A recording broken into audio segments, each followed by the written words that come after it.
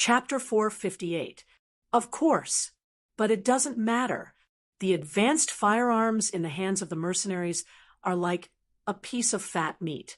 In order to get them, I'm afraid Prince of Min can't stop his greed. Of course, Chao Jixiang thought of this and laughed. He was sure that Prince of Min would go to the mountain, knowing that there was a tiger in the mountain. Hearing this, Zhu Qizhen nodded again. He thought it was reasonable, but there was another problem. If Prince of Min really got these advanced firearms, wouldn't it be a threat to him? When Zhu Qizhen expressed his doubts, Chao Jixiang smiled cunningly and said, "Your Majesty, you can rest assured about this.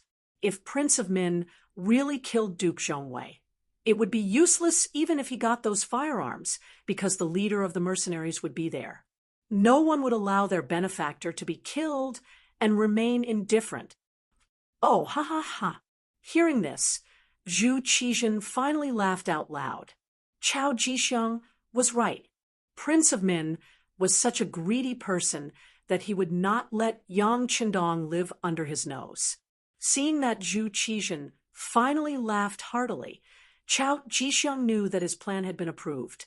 He struck while the iron was hot and said, "In order to lure Prince of Min into the trap, we only need to promise them that King of Shiping will block Duke of Zhongdan's retreat and prevent him from escaping once the opportunity arises.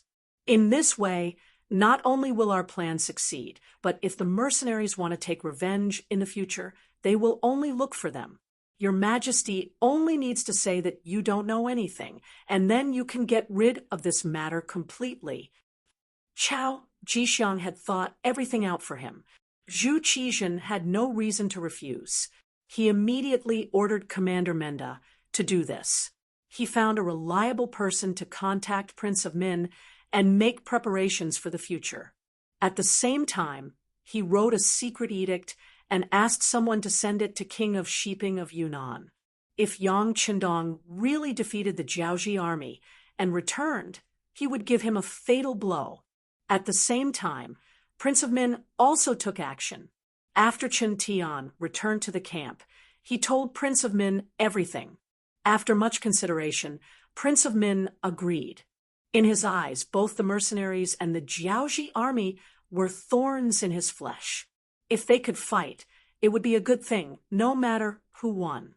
As for the 100,000 civilians that Yang Qindong requested, that was even simpler. Just pick some people who didn't have enough to eat or warm clothes and send them over. Once the war started, refugees could be seen everywhere. 100,000 people was really not a big deal. Once he did this, he would fall out with the Jiaoji army. The King of Min, who had already occupied most of Yunnan, Guangxi, and Guangdong, had a very solid foundation. He only needed time to recruit new soldiers and digest these territories. His strength would increase by several times. At that time, he would not be afraid to face the weak southern Ming alone. King of Min made a decision, and Ningzong also responded. Finally, it was Yang Qindong's turn to make a move. Yang Qindong, who owned Daikara, had long set a goal for himself. In order to achieve these goals, the first thing he needed to do was to have power and influence. He had achieved this. The second thing was to weaken the Great Ming's strength. Then he would openly have the power to lead his own troops. He had also achieved this. The third thing was how to lead his army to conquer the world and gain the Great Ming's tacit approval. For this step, he had put in a lot of effort. Now, it seemed that he had finally achieved it.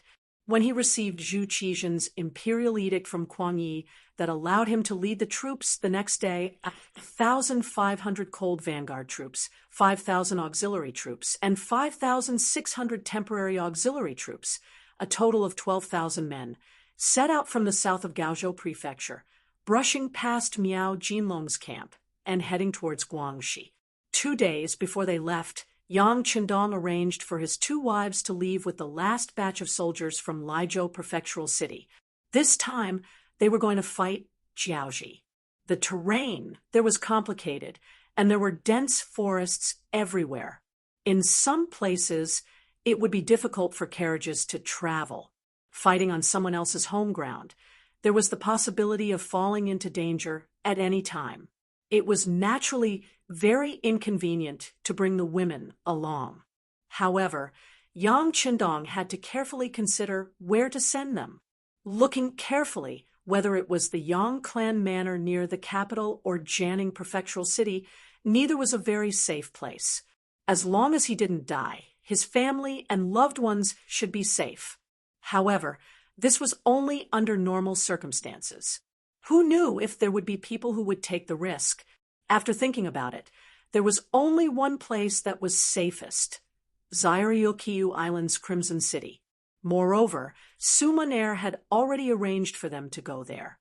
As the saying went, an ugly daughter-in-law would have to meet her parents-in-law sooner or later. Even if he didn't tell them about Crimson City, he probably wouldn't be able to hide it from the two women for long. Since that was the case, it was better to have them go there first so that they could get used to it and think about what they would have to face after becoming his wives. Were they mentally prepared? In truth, Yang Qindong had guessed that Hu Yan and Madame Shui would probably be shocked at first, then shocked, but in the end, they would still support him. After all, women in ancient times rarely had such independent thoughts. Most of them were loyal to one person and would follow the person they married for the rest of their lives. Yang Qindong had made up his mind. However, it took him a lot of effort to arrange for the two women to go there. Just as he thought, Hu Yan and Madame Shui actually asked to face all the difficulties with Yang Qindong. The two women didn't want to leave Yang Qindong. They were more worried about him. How could he say anything harsh to women who were worried about him? Fortunately, Yang Qindong knew how to beat around the bush. He adopted the method of attacking them one by one. First, he persuaded Madame Shui. Then, the two of them worked together to deal with Hu Yan. As expected, they succeeded in the end, using the excuse of sending them to the safest and most comfortable place. Hu Yan and Madame Shui left before the battle. Following them were Tai Qingyi, a group of female guards, and Yang Wu, who represented Yang Qindong's identity. After settling the family affairs, Yang Qindong finally set his eyes on the territory outside the Great Ming dynasty. Only 2 days later, the army set out. In the front and back, there were 29 battalions, totaling more than 12,000 men. As they walked past Miao Jinlong's camp, the other party was like a rooster ready to fight. They put on a defensive posture. It was obvious that the previous battle had indeed frightened them. Seeing the mercenaries walk past them, they instinctively went into a defensive state. It was destined that such a defense was useless. Yang Qindong's target was not them at all. More than 12,000 people passed by the camp openly. Miao, Jinlong, and the others breathed a sigh of relief when they couldn't see any trace of them. Not far behind, on the city gate tower of Gaozhou, Huang Yi could not help but sigh as he watched Yang Qindong leave with the army. He had been with Zhu Qizhen for a long time. He knew his emperor too well. He was a man who hated to see others better than him. This time, Yang Qindong went in alone. He did not know whether it was a good thing or a bad thing. But at this moment, he couldn't care less because he had to leave Gaozhou Prefecture immediately. At this moment, he could only wish Yang Qindong good luck. Jiaoji. It was also known as Jiaoji. It was a term used by the people of the Middle Plains to describe the customs of the southern barbarians. Later on, it was used to refer to the area south of the Middle Plains where the southern barbarians lived. During the Ming dynasty, it was also known as the land of Annan. Emperor Cheng Zhudi once sent a large army, led by Britain's Zhang Fu as the commander-in-chief, to send troops to suppress Hu Jia, entering Annan and breaking Hu Jia's elephant formation.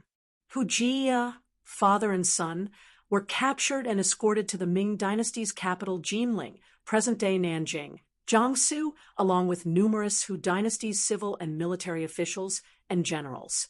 After the Huji family was destroyed, the Ming dynasty announced the abolition of the Annan kingdom and renamed it Jiaoji province. It governed 15 houses, 41 prefectures, and 210 counties. They won the war, but they made a bad move. In terms of how to rule this place, the Ming dynasty brought a corrupt rule to the new Jiaoji province. The first was the local officials. Most of them came from the neighboring Guangxi, Guangdong, and Yunnan provinces. They only knew how to read, and they only had one goal: to get rich. The second was the eunuchs. Military supervisor Eunuch Ma Chi, who was the commander of the Annan military region and the grand governor of Jiaoji province. He extorted from the people. Just the peacock tails alone required 10,000 a year.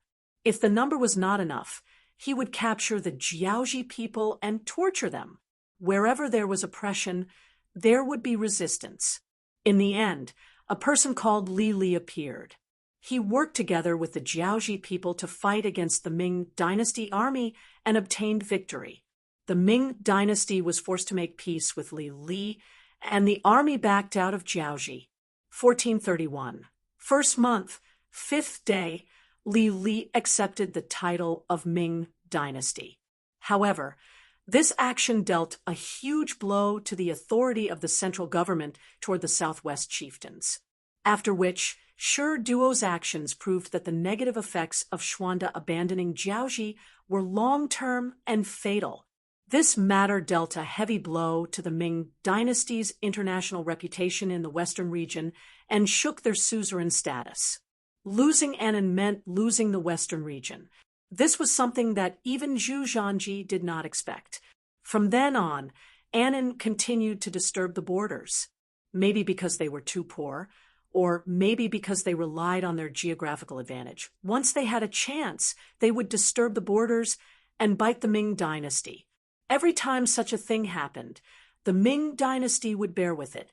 After all, they were facing a tropical monsoon climate, so the temperature was high and the humidity was high.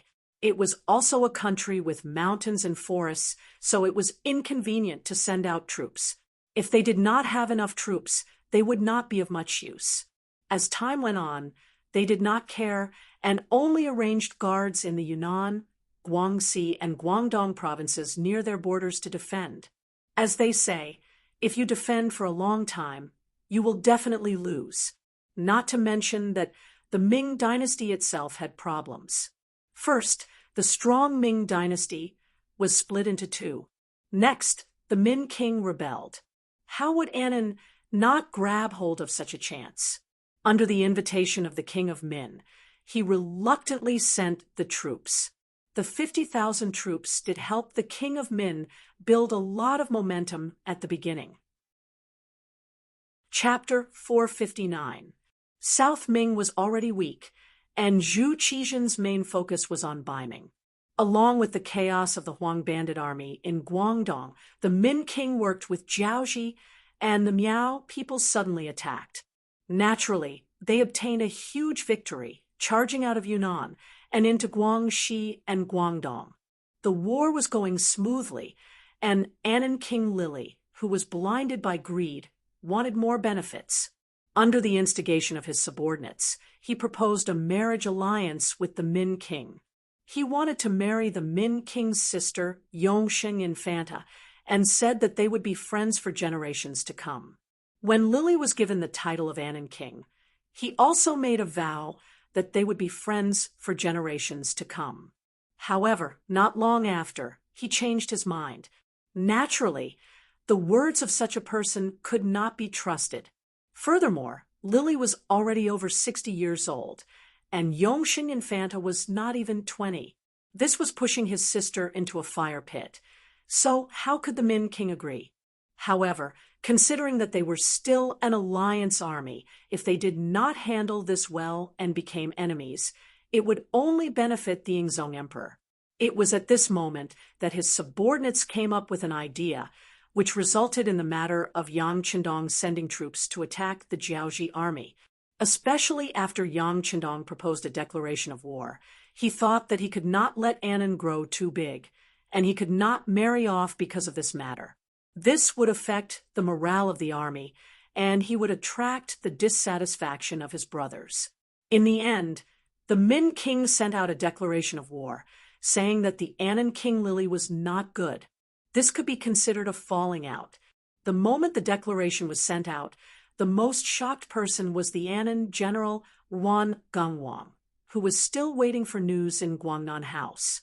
The surname Wan was the biggest surname in Jiaoji. With a large population, naturally, there would be more talents. Wan Gangwang was one of them. With the support of his family and his own ability, he took on the mission of leading the army.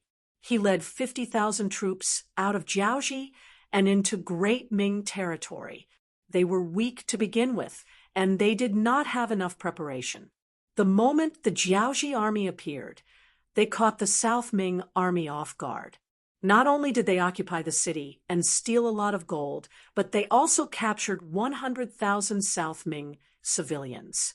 A portion of them were sent back to Jiaoji as slaves, leaving 50,000 strong men to form the Han captive army. With that, Wan Gangwang, who had 50,000 Jiaoji troops and 50,000 Han captives, had a lot of morale. In his view, even when he received was the most important that the King thing. of Min had sent In the someone face to of contact the absolute Duke strength, of Biming to deal all with Jiaoji, schemes and machinations he did not were take nothing it more than seriously. clowns dancing. To be able to become It was not a a general, big deal. especially Amidst one who this led an pride, army a of declaration of 50,000. war appeared. Wan Gangwang had Wan some Gangwang ability. was only surprised. Then he was angry and a little angry. He said in front of his two confidants, Deputy General Hong Jin and his nephew Wan Yongyang, "What *T Duke of loyalty and courage? Just let him come. I will kill all of them here and see what kind of explanation King Min will give. Humph. If the compensation doesn't satisfy this general, then we'll have to talk about it. Of course. Uncle is so brave. Who can defeat you? It's fine if the Duke of loyalty and courage doesn't come. But if he comes, he won't be able to return." Wan Yongyang, who looked 60 to 70% similar to Wan Gangwang, immediately began to flatter him. It was not very accurate to say that he was flattering. At least the other Deputy General Hong Jin, who was good at war, did not object. Perhaps in his eyes, he also thought so. Feeling very comfortable with his nephew's words, Wan Gangwang said, "Let's do it this way. Tell the army to get ready. Once the Duke of loyalty and courage comes, we will teach them a lesson. Let them know that they are not invincible just because they defeated the Huang bandits. In terms of military strength, we, the Jiaoji men, are the best in the world." Mu family of Yunnan. The three big words, King of Shiping, hung high outside the Netherworld Gate, showing their strength and power. Recently, the King of Shiping, Mu Bin, had been living a good life.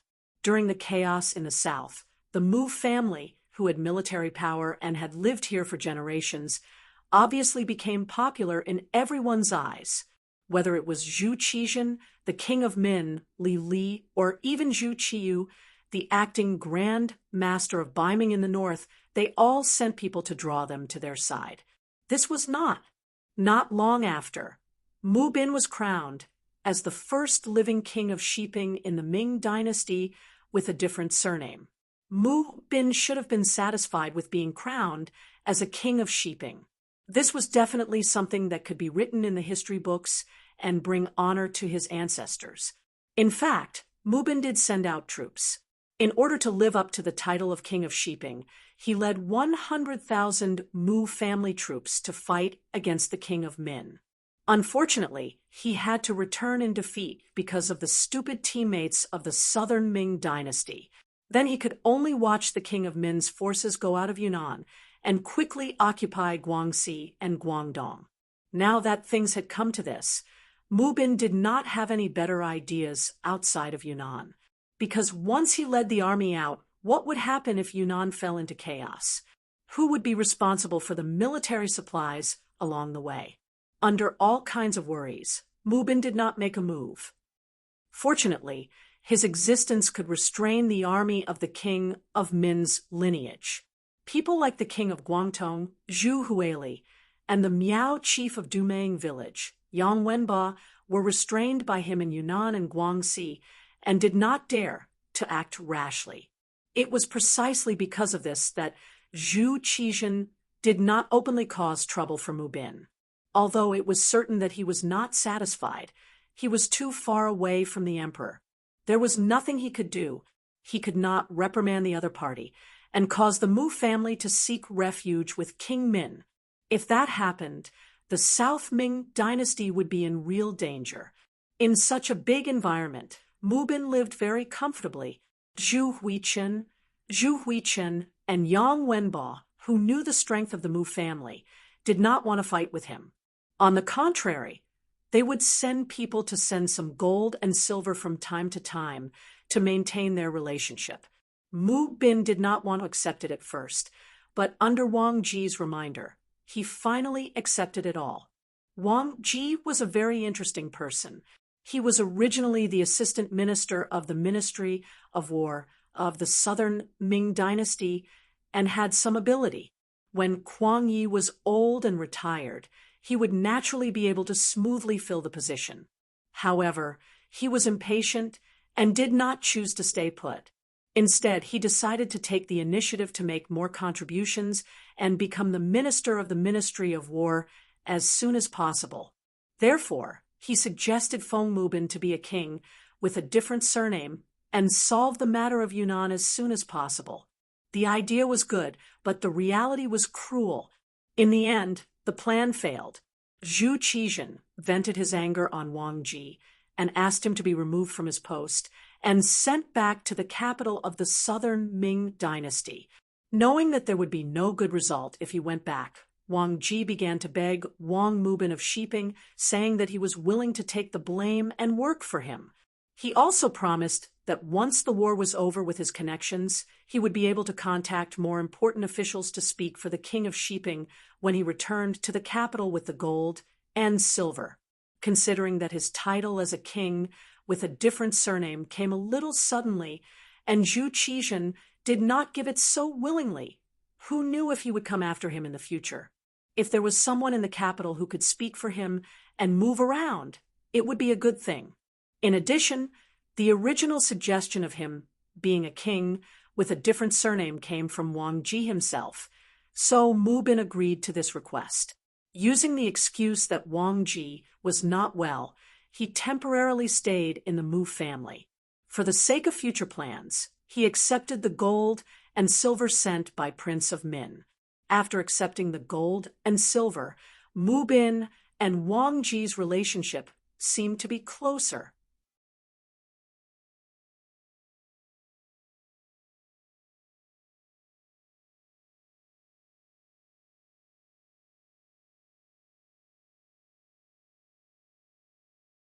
This time, after seeing Prince of Min's declaration of war against the Jiaoji army, he called Wang Ji over and asked him about the plan. Lord Wang, His Majesty has given me a secret order and asked me to make some preparations. Once the Duke of Loyal Courage really defeats the Jiaoji army, we should take the opportunity to suppress them. What do you think about this matter? In the back garden of Prince of Shiping's mansion, Mu Bin and Wang Ji sat opposite each other with a humble look on their faces. Although Wang Ji had done something wrong and provoked Zhu Qizhen's anger, he still had some ability. In particular, his connections in the capital and his understanding of Yingzong's thoughts were something that Wang Ji could never catch up with. Therefore, if there was anything, Wang Ji was very willing to discuss it with this important official in the capital. Now that his life was in Mu Bin's hands, Wang Ji would answer any question, even if it was for the sake of survival. Now that he heard the question, he pondered for a moment and said, "Shiping King, there's nothing to worry about. Everything is clear. Please enlighten me, Lord Wang." Although Mu Bin already had a plan in mind, he still wanted to hear the views and opinions of the left assistant minister of the Ministry of War. Sensing the gloomy look on Mu Bin's face, Wang Ji knew that Mu Bin was trying to test him. After thinking for a while, Wang Ji smiled and said, "Prince of Shiping, the situation is clear. The emperor's decree also stated that this time the Duke of Loyal Courage only has about 10,000 men, while Wan Gungwang has gathered 100,000 soldiers. The difference in military strength is already huge. Next, one is attacking and the other is defending. One is familiar with the terrain, while the other is new here. Under such circumstances, I don't see any possibility of Wan Gungwang losing." In ancient times, when fighting a war, they paid attention to the right time, the right place, and the right people. The more of these aspects, the more obvious the advantage would be, and the greater the possibility of victory would be. Looking at these aspects, it seemed that Yang Qindong only had the right to send troops, and he was at a disadvantage in all other aspects. Under such circumstances, it was no wonder that Wang Ji would make such a conclusion. Mu Bin kept nodding, looking very much in agreement. "So, this time, our target is the Jiaoji army. Who is going to win? Hey, you can't think like that." Wang Ji's expression changed instantly. "Prince of Shiping, I know you want to fulfill the emperor's decree and attack whoever wins. However, the Jiaoji army is not that easy to defeat. Let's not talk about whether or not we can win. Even if we defeat Wan Gungwang, with King Li Li's temper, he will definitely send more soldiers." Hearing that Wang Ji did not allow him to fight, when will revenge ever end? Mu Bin was confused. Wouldn't we be putting ourselves in danger? Then what should we do? Do nothing, just wait and see. Unless the Duke of Loyalty wins with a few people, we can send troops if there is a chance. Otherwise, don't act rashly. No one is easy to provoke. As long as we don't help anyone, we will be everyone's friend. In this way, when the Jiaoji army is angry, they will not find trouble with us. They will only attack the king of Min. We will sit on the mountain and watch the tigers fight to preserve our strength. No matter what, we will be in an invincible position. When these words were said, it was clear that Wang Ji was indeed planning for Mu Bin. Mu Bin kept nodding his head in agreement when he heard this.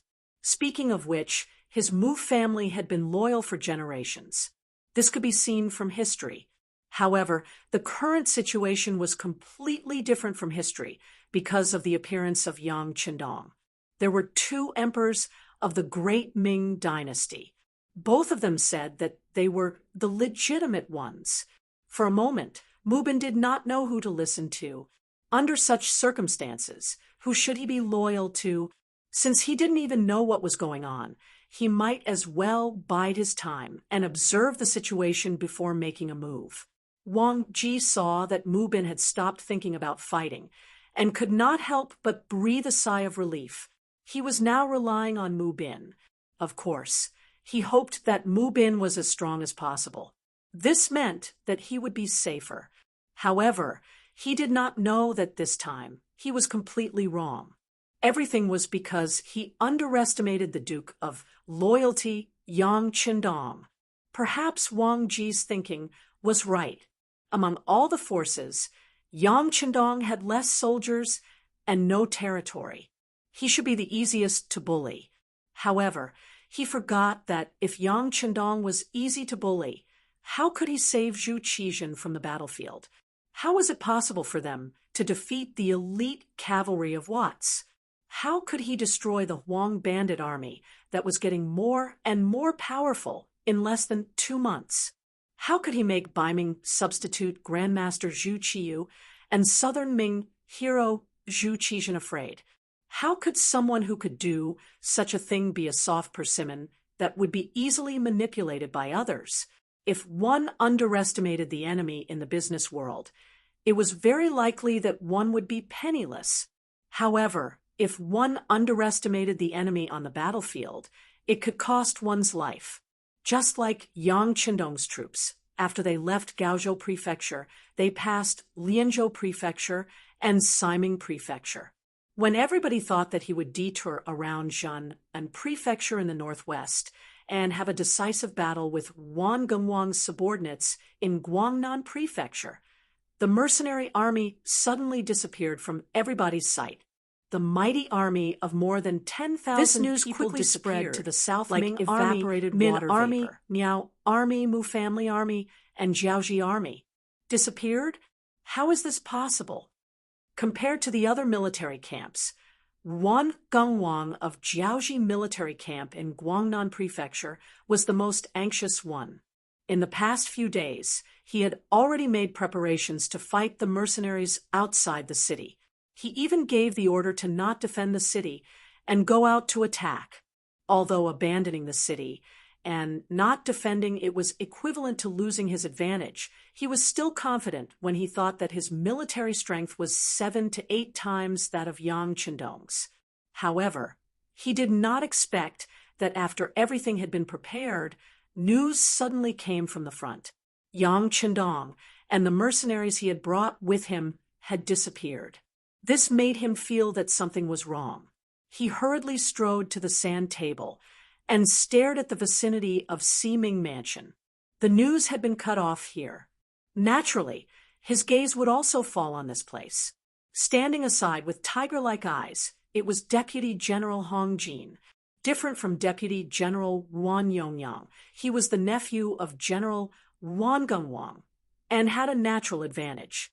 He could only rely on diligence and better performance to gain the general's approval, just like before when he led the troops to fight the South Ming Empire. He performed very well. More importantly, he was very obedient. That was how he got such a position. Although Hong Jin was very obedient, he also had his own ideas. Otherwise, he could not have reached the current height with only his honesty. Under his observation, he noticed that Wan Gengwang's gaze fell on the vicinity of Ming Mansion. His heart moved, and he said, "General, could it be that those people directly entered the dense forest and entered Liang Mountain?" Hong Jin's guess was exactly what Wan Gengwang was thinking. These words made his breathing quicken. At this moment, another deputy general, who was also his nephew, Wan Yongyang, fiercely stood up and said, "Impossible. They don't have the guts to enter Liang Mountain. Let's not talk about the problems of food and logistics for more than 10,000 people. Just the fact that it's already the 7th month, and the rainy season is coming at the right time. The weather is humid and hot, and even us locals aren't willing to stay in the mountains and forests at this time, not to mention the snakes, ants, tigers, and other creatures. Once we launch a pincer attack from the front and the right, I really don't see any way out." After saying this, Wan Yongyang seemed to feel that it was not enough. He added, "Logically speaking, the loyal duke leading the troops should know this. If he doesn't even know this common sense, then I can only say that our opponents this time are too weak. They are not worthy of our attention." Wan Yongyang's words were very reasonable. Jiaoji was located south of the northern border. If one had to describe it, it could be described as a primeval forest. Especially now that it had not been developed and polluted, the number of mountains and forests and the density of the trees was unimaginable to ordinary people. For example, if one walked in this forest, regardless of whether it was day or night, unless one found a favorable position, it would be very difficult to see the sun. This was all because the density of the trees was too high. It was so high that it could completely block out the sun. Another example would be walking for tens of meters, at most 100 meters. In less than 10 meters, one could see thick tree trunks that were so thick that even 2 people couldn't wrap their arms around them. There were even thicker ones that were so thick that even 3 or 4 people's arms wouldn't be able to wrap around them. There were also many trees like this. From this, one could see how desolate and primeval this place was. When Yang Qindong led more than 12,000 mercenaries into this forest, he saw such a scene. Oh, the forest here is much denser than the ones we encountered during training. The trees are also much thicker. Not long after entering, Tiger's Ming's voice rang in Yang Qindong's ears. On the other side, Beta Persei also cooperated with him. Young master, the road here is muddy, and the temperature is so high. Not everyone can stay here. I finally understand your painstaking efforts a while ago. It was no wonder that Beta Persei would say this at this time.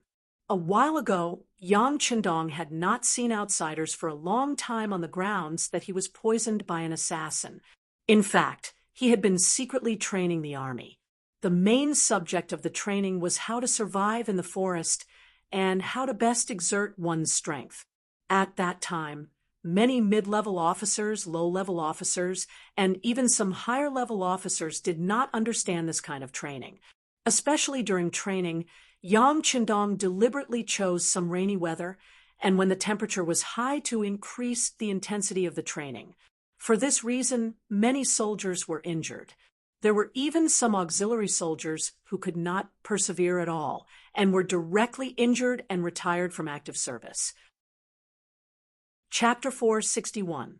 They hadn't even seen a single enemy, yet they were already losing members. This was because Yang Qindong's prestige was high enough. If it were anyone else, even the two most senior division commanders, Lung Song and Gao Xiong, wouldn't be able to hold the fort. At that time, people didn't understand, but now that they were in such an environment, everyone finally understood. They finally understood the painstaking efforts of the sixth young master, and they admired the vision of the sixth young master.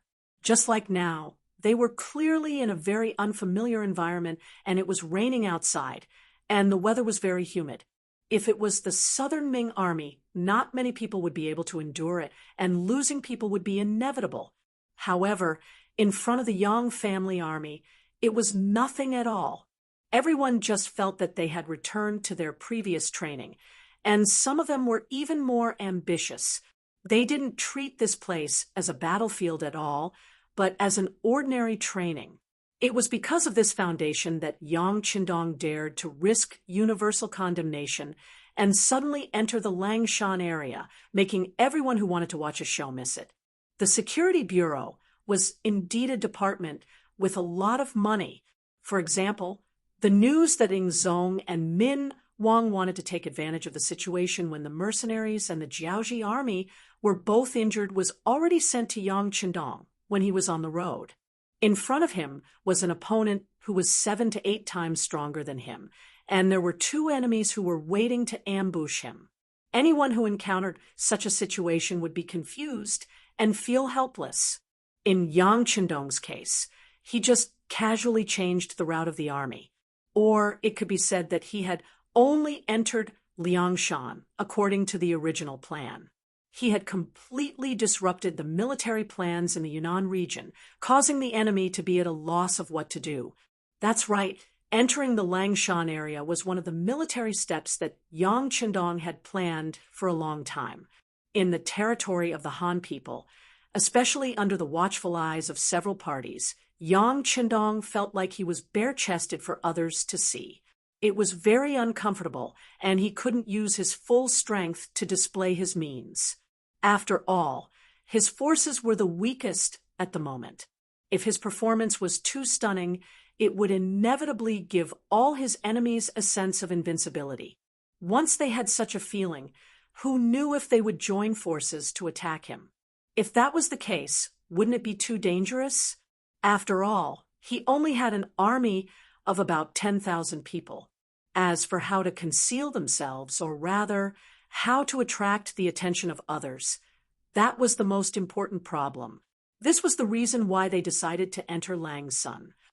Jiaoji was a foreign race, and history had proven that the people living here no longer viewed themselves as subordinates of the Han, regardless of whether they chose to submit to or rebel against the Han in the future due to the strength of the Han. On the contrary, they would be like an annoying, poisonous snake, wanting to take a bite whenever they had the chance. Facing these non-humankind beings who had no standpoint, no principles, and no bottom line, Yang Qindong wouldn't try to persuade them with emotions and reason like the other emperors. Instead, he would directly devour them, destroy them, and achieve his goal of destroying the nation. That was to destroy the country. Speaking of which, it was quite scary, at least in the future. Without a strong reason, even the United States, which was the strongest in military, would not dare to do this. Even if they did, there would be a lot of trouble, and they would have no choice but to help one up and fight the other. It would be amazing if they could achieve the goal of being temporarily obedient. As for the Han, they didn't even think about it. Perhaps this had something to do with the Confucian doctrine of the Ming and the many years of inheritance. Even if they had the strength to destroy you, they wouldn't choose to do so. But what year was it now? It was 1451 AD. At this time, people were short-sighted, and they only cared about what they could see. They wouldn't even care about what was further away. This kind of environment, where they only cared about their own family affairs, was the best opportunity for Yang Qindong to achieve his goal. Putting everything else aside, Yang Qindong could wipe out a foreign race like the Jiaoji without worrying about the condemnation of other countries. In such an environment, if Yang Qindong was still bent on forcing them to submit, he would be pedantic and would truly be harming the country and the race. It was precisely because he had the intention to destroy the country that the trip to Mount Liang wasn't so abrupt. Once they entered Langsun, they could make use of the dense forest to reach the inner parts of Jiaoji. If they were able to move quickly, they might even be able to reach Hanoi, the capital of Jiaoji. This was also the reason why the army had entered Langsun.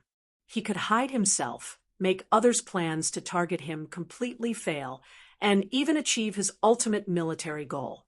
With so many benefits, why wouldn't he do it? As for whether or not he would feel uncomfortable after entering the forest, did he really think that the targeted training was for nothing? The most annoying thing in the dense forest was nothing more than the rainy weather and the poisonous insects that could appear everywhere. The former wasn't difficult to deal with.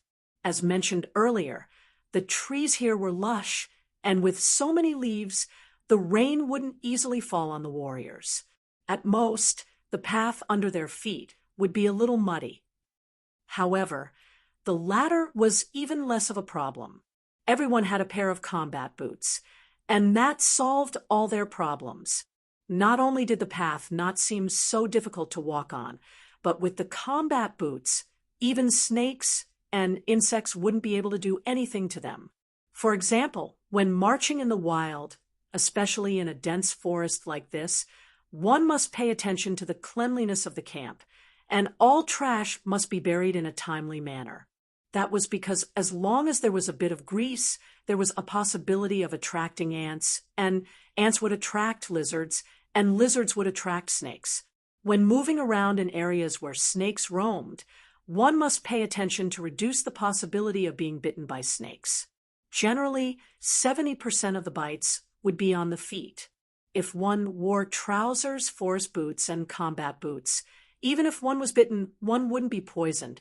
Thinking about what people wore in the past, most of them were straw sandals and cloth shoes. Occasionally, some nobles would wear cloth boots, but in front of real combat boots, those were nothing. That was also the reason why the mercenaries dared to casually enter the forest, while others viewed it as a dangerous place. As for whether there were poisonous snakes on the trees in the dense forest, when camping in the wild, some lime powder should be scattered around the area to prevent poisonous snakes from invading. Before sleeping, the bed should be checked, the tent should be pressed, and the shoes should be checked in the morning. If these were done, there would be no need to worry. And this knowledge was known by some local people, not to mention Yang Qindong, who came from the army in the future, was even more clear about these things. Long before they decided to enter Langsun, Resin City had already prepared enough combat boots, lime powder, and even some anti-mosquito medicine, as well as food like instant noodles and ham sausages. With sufficient preparations, food and clothing were no longer a problem. The next problem was how to kill the enemy. As for how to effectively kill the enemy, Yang Qindong had already made sufficient preparations and plans. Modern armies emphasized on fighting even when there was no war. This meant that even when there was no war, they had to make sufficient preparations to deal with it. What should they do when war came? Even when there was no war, they had to make preparations all the time, much less when war was about to break out. Yang Qindong had already summoned the 2 regiment commanders and the battalion commanders of the Cold Front to discuss the next battle plan. When they were in Gaozhou, they had already made the final decision. Faced with the Jiaoji army that greatly outnumbered them, they would adopt the plan of luring the enemy deep into their territory and nibbling away at them step by step to achieve their goal. The so-called luring the enemy deep into their territory referred to how to lure the enemy out of Langsun and then take a vicious bite out of them first. It was a rather daring plan. This was already the territory of the Jiaoji army, luring the enemy out of their territory, and then dealing a heavy blow to them was probably something only Yang Qindong dared to do. Only the elites of the Cold Front could accomplish such a feat. If it was the Southern Ming army, they might not have the courage to make such a decision. Even if they could, they would not be able to accomplish it. However, this was not a problem for the Yang Jejun. This time, after entering the Southern Ming territory, the mercenaries had won every battle. As long as they were willing, there was no enemy that could withstand a single blow from them. Under such an atmosphere, the morale of the army soared. The morale of the army could be used. In addition, after the previous battle with Miao Jun, Yang Qindong had completely given up on cold weapons and switched to firearms. Now, even the auxiliary soldiers were equipped with Type 81 rifles. Even the temporary auxiliary soldiers were using crossbows that were swapped out from the auxiliary soldiers. This only boosted the morale of the army. It was not an exaggeration to say that with these weapons, it was equivalent to winning half of the battle. Just think about it. With the current weapons of the army, even if it was during the anti-Japanese era, they could easily turn the situation around, not to mention the Ming dynasty from a few hundred years ago. There was even less chance of failure. It was because of this morale that the Yang family's army entered the Langsun region. They immediately began to make arrangements according to their previous plan. First, they chose a spacious battlefield and buried the enemy's bones there. Then, they began to bury mines nearby. The construction of the first mine took the Red Nest City Munitions factory a total of 9 months. This was because they already knew about gunpowder and the theory behind mines. However, mines were still too advanced at that time, so much so that it exceeded the imagination of humans at that time. But in any case, with enough scientific evidence and a real object as a reference, after 9 months, the first landmine was finally successfully produced after countless tests. With the first mine, the speed of production began to increase. This was originally not a difficult matter. As long as there was enough gunpowder and other materials, the mines were produced in batches and sent to the seaside of Laizhou Prefecture by the Yangtze Navy. They were sent to Yang Qindong's military camp. Chapter 462. This time, when they set off, each soldier carried a total of 3 landmines. This was because the landmines were still too large. Once the munitions factory in Crimson City made a breakthrough, the landmines would be reduced in size and size, allowing the soldiers to carry more. 3 per person. Even if some people wanted to take others without mines, 10,000 soldiers would have at least 20,000 of them. What kind of power would they be able to unleash if that was the case?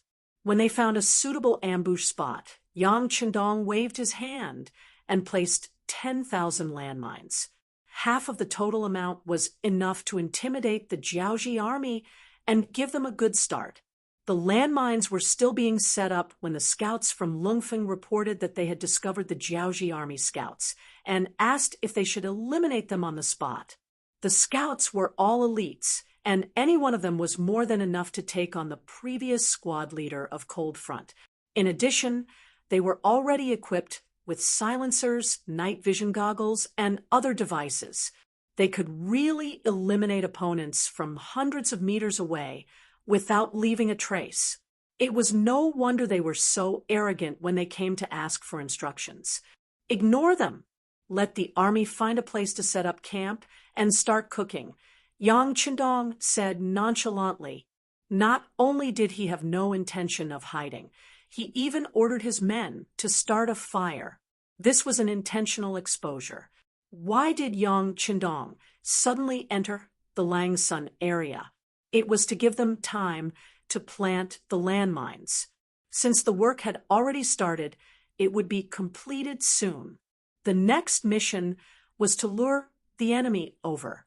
He could use the Jiaoji scouts to expose his location. Once the order was given, the originally quiet forest was suddenly filled with smoke and fire. This time, not to mention the elite scouts Hong Jin had sent, even ordinary people would know what was going on as long as they weren't blind. The mercenaries are indeed here. Quick, go back and report this to General Hong. The rest of you, keep a close eye on this area and find out where their base is located.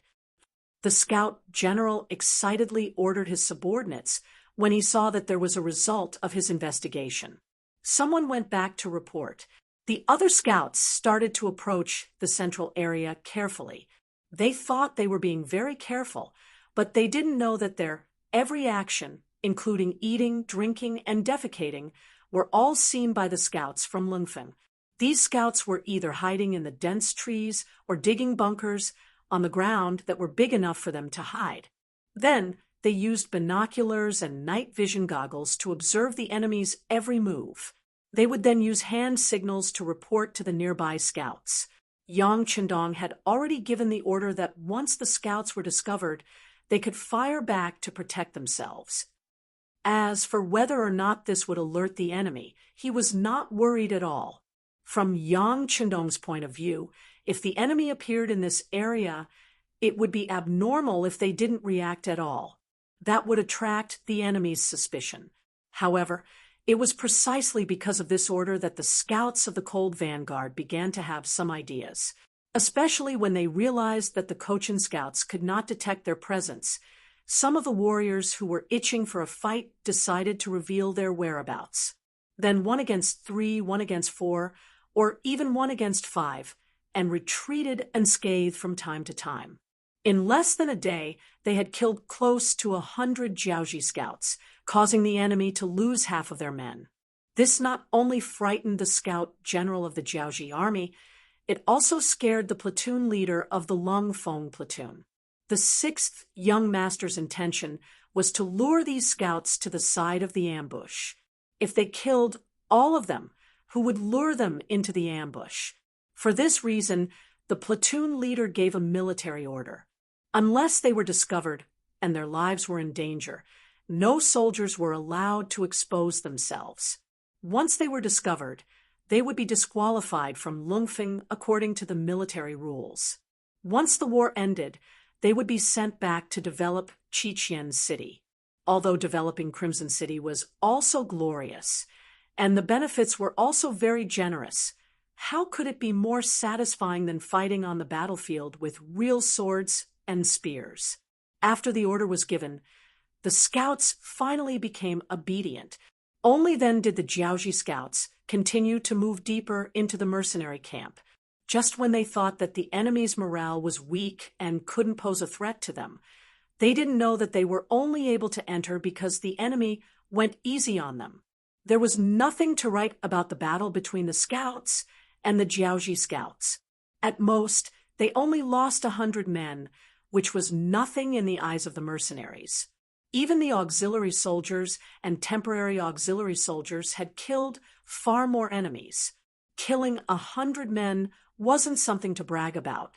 As for the Jiaoji scouts who were sent to deliver the message, they hurried back as fast as they could. By the time they arrived at Guangnan Prefecture, some of the horses had already died from exhaustion. The news that the mercenaries had indeed entered Lang Mountain and were discovered by the scouts was also delivered to Hong Jin. Hong Jin was very excited when he heard the news. He immediately went to see General Ruan Gungwang. Then he looked at the general eagerly, waiting for the order to attack. They really don't know what's good for them. However, they probably don't know that we discovered their intentions so quickly. Since that's the case, it's a waste not to eat this fat meat that's delivered to our doorstep. Where's Ruan Yongyang? Looking at the report Hong Jin sent over, Ruan Gungwang's lips curled into a cold smile. Then he asked in a thunderous voice. Ruan Yongyang, who was in his 20s, was also standing below. He was staring at his uncle's figure. He had made a mistake in his previous strategy and regretted it very much. Now, he was most afraid that Ruan Gungwang would give the mission of exterminating the enemy to Hong Jin. If that was the case, then he would lose a great opportunity to perform meritorious deeds. Fortunately, his uncle was still his uncle. At the crucial moment, he didn't forget his family. When he heard Ruan Gungwang shouting his name, he quickly reacted and stepped forward. This general, Ruan Yongyang, listens to your orders. Ruan Yongyang, this general orders you to bring 30,000 soldiers. 20,000 of them are Jiaoji elites and 10,000 Han captives into Lang Mountain. Find the mercenaries and surround them to show the might of our Jiaoji army. When Ruan Gungwang finished speaking, Ruan Yongyang immediately cupped his fists and said, General, please rest assured. I will make the preparations now. Within a day, no. Within half a day, the army will be able to leave the city. At most, it will take 2 days to reach Lang Mountain. 5 days later, there will be good news. One could not blame Ruan Yongyang for being so anxious. He was afraid that the mercenaries would continue to venture deeper into Lang Sun. If they were allowed to enter the inner region, even if they could be eliminated there, it would still alarm the emperor, wouldn't it? If that was the case, then this battle wouldn't be perfect. Hearing Ruan Yongyang's confidence and the fact that he had already prepared everything, Ruan Gungwang nodded in satisfaction. Good, go and make the arrangements. This general obeys. Ruan Yongyang turned around and left with a face full of joy. Hong Jin, who had come to deliver the news, had a face full of envy. Of course, if he knew that Ruan Yongyang wouldn't return this time, he wouldn't be envious. He would be glad that he wasn't General Ruan Gungwang's family. Otherwise, he would be the unlucky one. Of course, this also proved that in the ancient army, relationships and family were very important. If you didn't have a strong relationship, no matter how outstanding you were, it would be difficult for you to make a name for yourself. In fact, this had always been the case since ancient times. In comparison, it was very difficult for the capable to rise above the mediocre in the cold front. One shouldn't think that everything would go smoothly once they joined the cold front. Ordinary members of the cold front would undergo periodic assessments. Once they found that their physical fitness couldn't keep up, they would be forced to leave the cold front. It was the same for the officers. Chapter 463. Sigh. Young master's words make sense. After hearing this, Beta Persei nodded his head heavily, as if this was how it should be. This was the charm of a leader, in the eyes of many people, especially those who had seen the development of Crimson City. Yang Qindong had already become a synonym for omnipotence. Under intentional rumors, many people even began to view him as a godlike figure. Since he was a god, it was normal for him to create things that people could not even imagine. Since he was a god, the things he said and the decisions he made were all correct. Since he was a god, how could Beta Persei oppose him? The two of them seemed to be talking about an extremely ordinary matter. However, if these words were heard by outsiders, especially by their current opponent, the Jiaoji army Many of them would probably vomit blood before even starting a fight. What? We sent out 30,000 soldiers, 3 times more than you, and you're complaining that we sent out too few soldiers. Even if you're looking down on us, you don't have to look down on us like this. Liang Mountain. This place, which seemed extremely bad to outsiders, at least this was what the Great Ming Army thought, was currently bustling with noise and excitement. Following the sudden appearance of the 30,000 Jiaoji soldiers, many of the surrounding birds and insects were scared away. Only the light rain continued to fall from the sky. To the Jiaoji soldiers who lived in this area all year round, this kind of weather was a common sight. It was precisely because of this that when the army arrived outside Liang Mountain, they only ate a hot meal before moving into the mountain. As the main commander, Wan Yongyang was so anxious because he was afraid that the mercenaries would suddenly leave and disappear without a trace. If that was the case, it would be quite difficult to find the other party's tracks in the dense forest. Fortunately, the scout general had reported that the mercenaries did not leave. However, from the looks of it, they seemed to be packing up their tents and preparing to leave. We can't let them go. Hearing that the mercenaries were about to leave, Wan Yongyang became anxious. Between a stationary army and a roaming army, which one was easier to attack, he couldn't be any more clear. Although it was easier to attack a roaming army, it was also easier to let the enemy escape. Once the enemy was in disarray, how could he capture them in this dense forest? Just defeating the mercenaries was no longer Wan Yongyang's goal. This time, he wanted to completely annihilate his opponents so that he could better show off his ability. In order to achieve this goal, he naturally couldn't allow the mercenaries to be active. Since he had decided to wipe out the mercenaries, it was better to act as quickly as possible.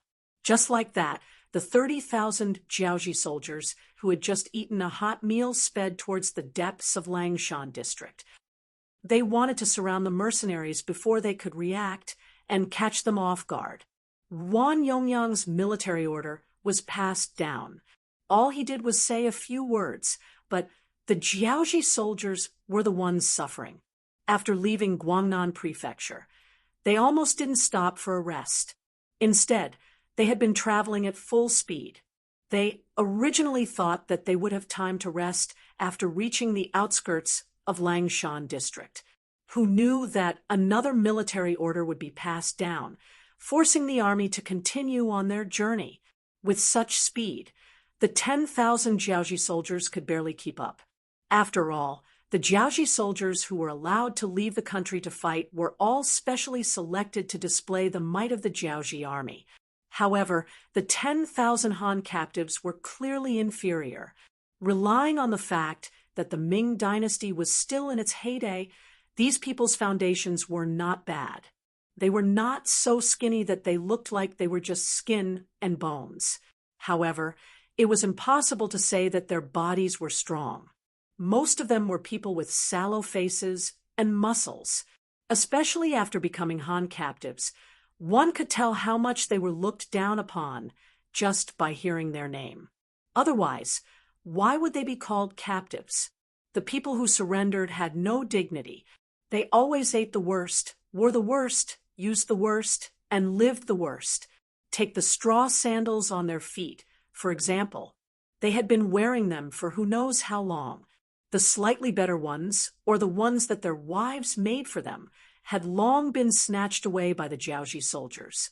In the end, they were given the ones that were about to break, or were already broken. They could only continue to use them after some simple repairs. Then there were the weapons they used. Calling them weapons was a bit of an exaggeration. Most of them were broken and rusted farm tools. For example, iron rakes, hoes, and other such tools. Speaking of which, they couldn't be blamed. In the Great Ming Dynasty, steel was a forbidden item. The commoners were not allowed to own it. Once discovered, it would be a serious crime. In addition, their master, the Jiaoji, was terrifyingly poor. How could they be provided with any good weapons? Even the iron blades and spears of the real Jiaoji soldiers were relatively low in iron. At the very least, it was below average. The Han captives, who didn't have anything, now had to continue on their journey. Their morale had long wavered, if not for the fact that the Jiaoji soldiers were constantly patrolling and monitoring them. There would have been many deserters, not to mention their equipment and morale. No one dared to disobey Wang Yeyang's orders. They braced themselves and charged into the rainforest of Mount Liang. They followed the direction of the scouts and rushed towards the camp of the mercenaries. In order to live a good life without worrying about starvation in the future, how could they not fight with all their might on the battlefield? In addition to their advanced weapons and hard work during training, they were naturally successful on the battlefield. That's right, don't think that you are invincible with advanced weapons. Sufficient morale and fighting spirit, as well as transparent rewards and punishments, were the greatest motivators. Otherwise, how could the United States, which had such powerful weapons and equipment, lose the war on the Korean battlefield? This was the reason why the ideological work was not done well. With so much experience, Yang Chendong had originally received such professional training and had been doing it for so many years. He only needed to move over and use it to lay the foundation for his victory. Just like on the eve of the great battle, when the scouts at the front reported that the 10,000 Jiaoji soldiers and 10,000 Han captive soldiers were rushing toward the camp, no one was afraid of the approaching battle, whether it was the cold front, the auxiliary soldiers, or the temporary auxiliary soldiers. The cold front soldiers were well trained and well equipped, so they naturally did not feel the slightest bit of fear. In addition, they knew that the sixth young master was fully prepared this time. Right now, they only needed to rest up and get up to wipe their hands after they had enough sleep. This way, their hearts would be calm, and they would have the pearl of wisdom in their hands. This time, the auxiliary soldiers were all equipped with Type 81 assault rifles, which increased their confidence. They could not wait to have a chance to perform well. When they heard that the enemy was coming, not only were they not afraid, but they were also very excited. They were waiting for the enemy to arrive so that they could perform well. The temporary auxiliary soldiers also wanted to perform well. They were also waiting for a chance to perform well. However, they had only been in the army for a short time, and they were using cold weapons like crossbows, so they were not very confident. Order the entire army to surround them. First, form an effective encirclement. Then, take advantage of the fact that it's not dark yet. Charge down. Wang Yongyang, who had already surveyed the surrounding terrain, issued a military order to his Kiliarchs. General, the army is too tired from the journey. Why don't we have a good night's rest and fight again tomorrow? Out of sympathy for the soldiers, a Chiliarch spoke to Wang Yongyang, whose eyes were shining. He. After Wang Yongyang sneered, he said, "Haven't you heard that speed is crucial in war? Since even you think that our army should take a good rest, I presume that the enemy will also think the same. If we suddenly attack at this time, it will definitely be very effective. We will definitely be able to catch them off guard. All right, do as I say. However, if anyone dares to question me, they will be punished according to military law." This battle was definitely a great opportunity for Wang Yongyang to perform meritorious deeds, especially since the weather was still good today. The originally light rain had already stopped at noon. Without the obstruction of the rain, this was the best opportunity for the army to attack.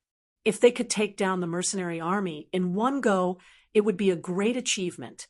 However, if they were to rest, who knew what would happen? Since Wang Yongyang had already made such arrangements, the Kiliarchs did not dare to question him. They immediately cupped their fists and went to prepare. The general had only given them an hour to prepare. During this time, they still needed to rush to their respective positions. It was truly too nerve-wracking. What? Someone said that the soldiers were hungry from the journey. Shouldn't they eat some hot food before fighting? Forget it. Once they are full, what if they don't want to move anymore? In any case, everyone had been given a certain amount of rations before they came. Although the rations should have dried up by now, with the rain that had just fallen from the roadside, they should still be able to swallow it. They would celebrate after they won the battle. Yes, when the army was marching to war, there were not so many rules. Especially in ancient times, not everyone could be equipped with something like a water bag. At the very least, one had to be a sergeant and above. When the soldiers were thirsty, they would just find a stream or even a ditch by the roadside and drink it. Feel dirty? That's because you are not thirsty. Feel unhygienic? Sorry. The people of that time did not think so much. It was precisely because of these bad habits that the number of soldiers in the army was often very high. The combat strength of the army was also greatly weakened because of this. Fortunately, this kind of thing would not happen to the Yang Jejun. The food they ate was both nutritious and safe, and the water they drank was both warm and cold. Otherwise, he could have found a place with steep terrain and stayed there. Wouldn't it be safer if he used ancient Mount Hua as a path? Speaking of which, the reason why Yang Qindong chose to set up the first battle in Jiaoji here and use defense as offense was to allow everyone to adapt. If the army was made up of only Lung Feng and auxiliary soldiers, he would not have chosen such a battle strategy. Instead, he would have found a suitable place to initiate an attack. However, when the number of auxiliary soldiers was equal to the number of Lung Feng and auxiliary soldiers, he had to be more conservative. As long as they won the first battle, everyone's morale would reach an unprecedented high. The following battles would be much easier. Because of this, they had to win the first battle. Fortunately, there were 10,000 landmines lying in wait outside. Yang Qindong did not need to get too excited. He only needed to get all the soldiers to prepare for a counterattack and wait for the landmines to go off. As Yang Qindong and the 12,000 soldiers waited, the first landmine finally went off. It was like a bolt from the blue, causing the originally quiet rainforest to become lively. The reason why it became lively was because after the first explosion, the sounds did not stop.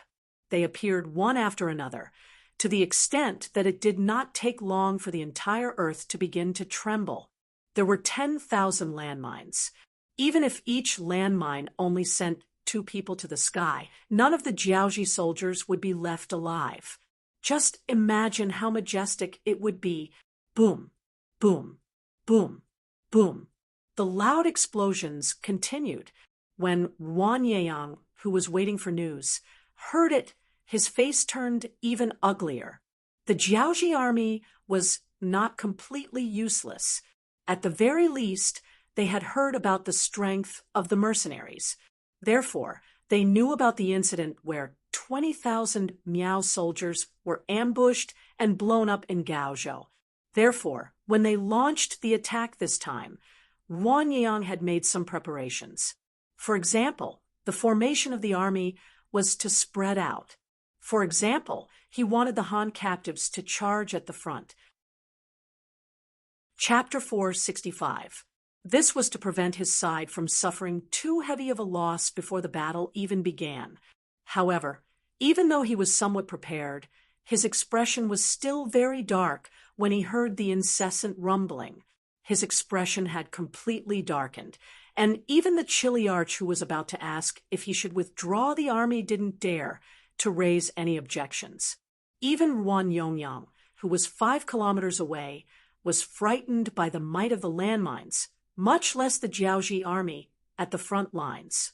The Han captives who were arranged to be at the front lines were unhappy. They knew that they were being used as shields. However, they had no choice but to lower their heads and endure. They thought that if they could make use of this opportunity to be the first to charge into the camp and kill the enemy, they would be able to gain merit. With such a helpless mentality, the 10,000 Han captives started to advance in all directions. However, when the landmines exploded one after another under their feet, everyone's expression changed.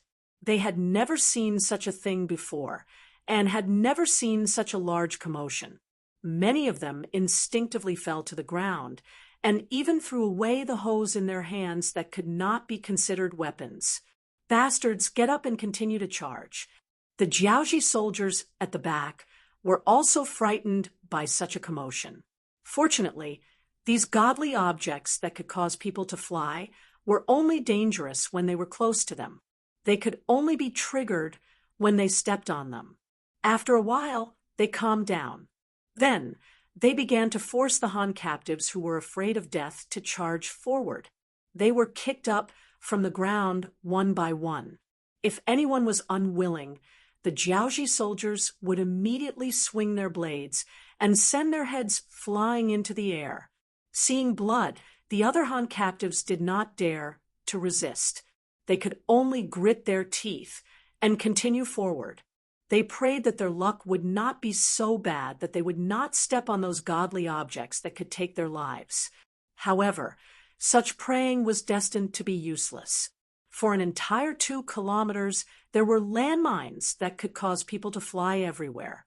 Even if you were lucky and did not step on one, there was no guarantee that your luck would be the same the next time. However, because the Han captives slowed down and became more careful, the explosions of the landmines were not as concentrated. However, from time to time, someone would still be hit. Not only him, but others would also be blasted into the air. Just like that, they walked and stopped for an hour. After paying the price of 6,000 to 7,000 people, they had completely stepped on the mines in a few areas, turning them into a battlefield vacuum that could be entered and exited. Scouts reporting that all the mines in Area 3 have been cleared. All mines in Area 5 have been cleared. District No. 6 standing in the temporary military tent. Yang Chendong listened to the report while watching Tiger's Mane insert small red flags into the sand table in front of him. Good. Pass down the order. In a quarter of an hour, we will launch a full counterattack along the 3rd, 5th, 6th, and 8th areas. Blow the bugle of charge. After Tiger's Mane inserted the flags into the sand table, he turned around and asked Yang Chendong, "Young master, do you want to take captives?" Following this question, the atmosphere in the tent became tense. When it was so quiet that one could hear a pin drop, Yang Chendong's voice sounded. "No need. Apart from leaving Wan Yongyang's dog life as planned and baiting Wan Gongwang to bring reinforcements, everyone else can be killed." When these words were spoken, Luo Pa, Lu Zhua, Wu Sheng, Chunbo, Kong Chuanxin, and the other officers' expressions changed. They were very clear that under this order, those 10,000 people, no, even if there were no more than 10,000 Han captives, they would all die. Carry it out. Some people's spines have already been broken. I'm afraid it will be difficult for such people to stand up again. Instead of this, it's better to give them a quick death and hope that they can be reincarnated into a good body in the next life. Yang Chendong felt the solemn atmosphere in the military tent and knew what everyone was thinking. However, he did not have any intention of changing his mind. He only gave a simple explanation. These Han captives were indeed scared. Even if they had weapons in their hands, they did not dare to resist the Jiaoji army. Especially when they were 1-to-1 in terms of military strength, they did not dare to resist. These Han people had already lost their dignity. It was not a pity to lose them. Furthermore, in this rainforest, Yang Chendong did not have much food to satisfy them. He also did not have the time to reorganize them. Since that was the case, why not give them a quick death? Yang Chendong gave the order and gave an explanation. All the officers of the battalion level and above silently nodded their heads. None of them would say that the 6th young master was cold-blooded. War was a matter of life and death. Being merciful to the enemy was being cruel to oneself. This was a saying that they had heard countless times. They could understand. With Commander Luo Pa as the leader, all the officers saluted with a solemn expression before quickly exiting the tent. Very quickly, outside the tent, the sound of footsteps could be heard. The mercenaries were finally going to show their might and counterattack. The mercenaries were preparing for their counterattack. The approaching Jiaoji soldiers were still excited about the fact that there were no more landmines in front of them.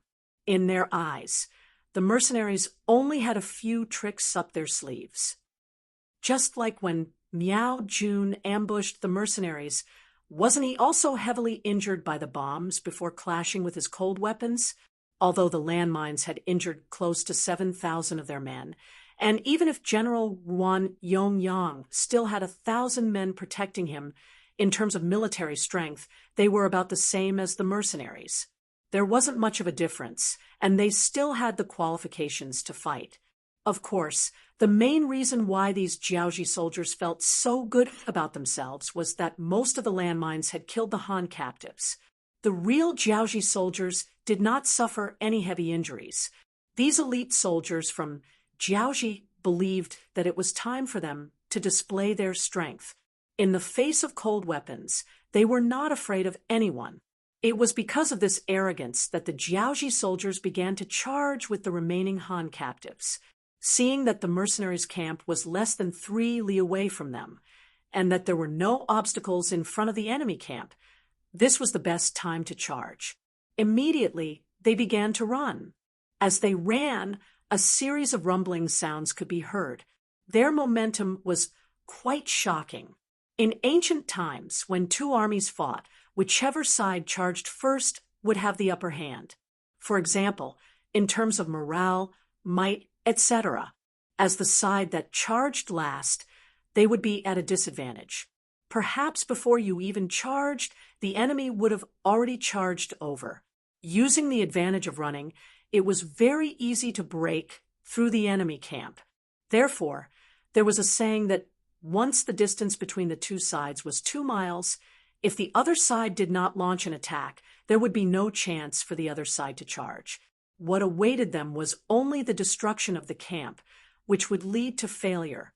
It was because of this mindset that when the Jiaoji soldiers were 2 li away and saw the cold vanguard soldiers in camouflage uniforms walk out of the camp, there was no fear in their eyes. On the contrary, there was shock.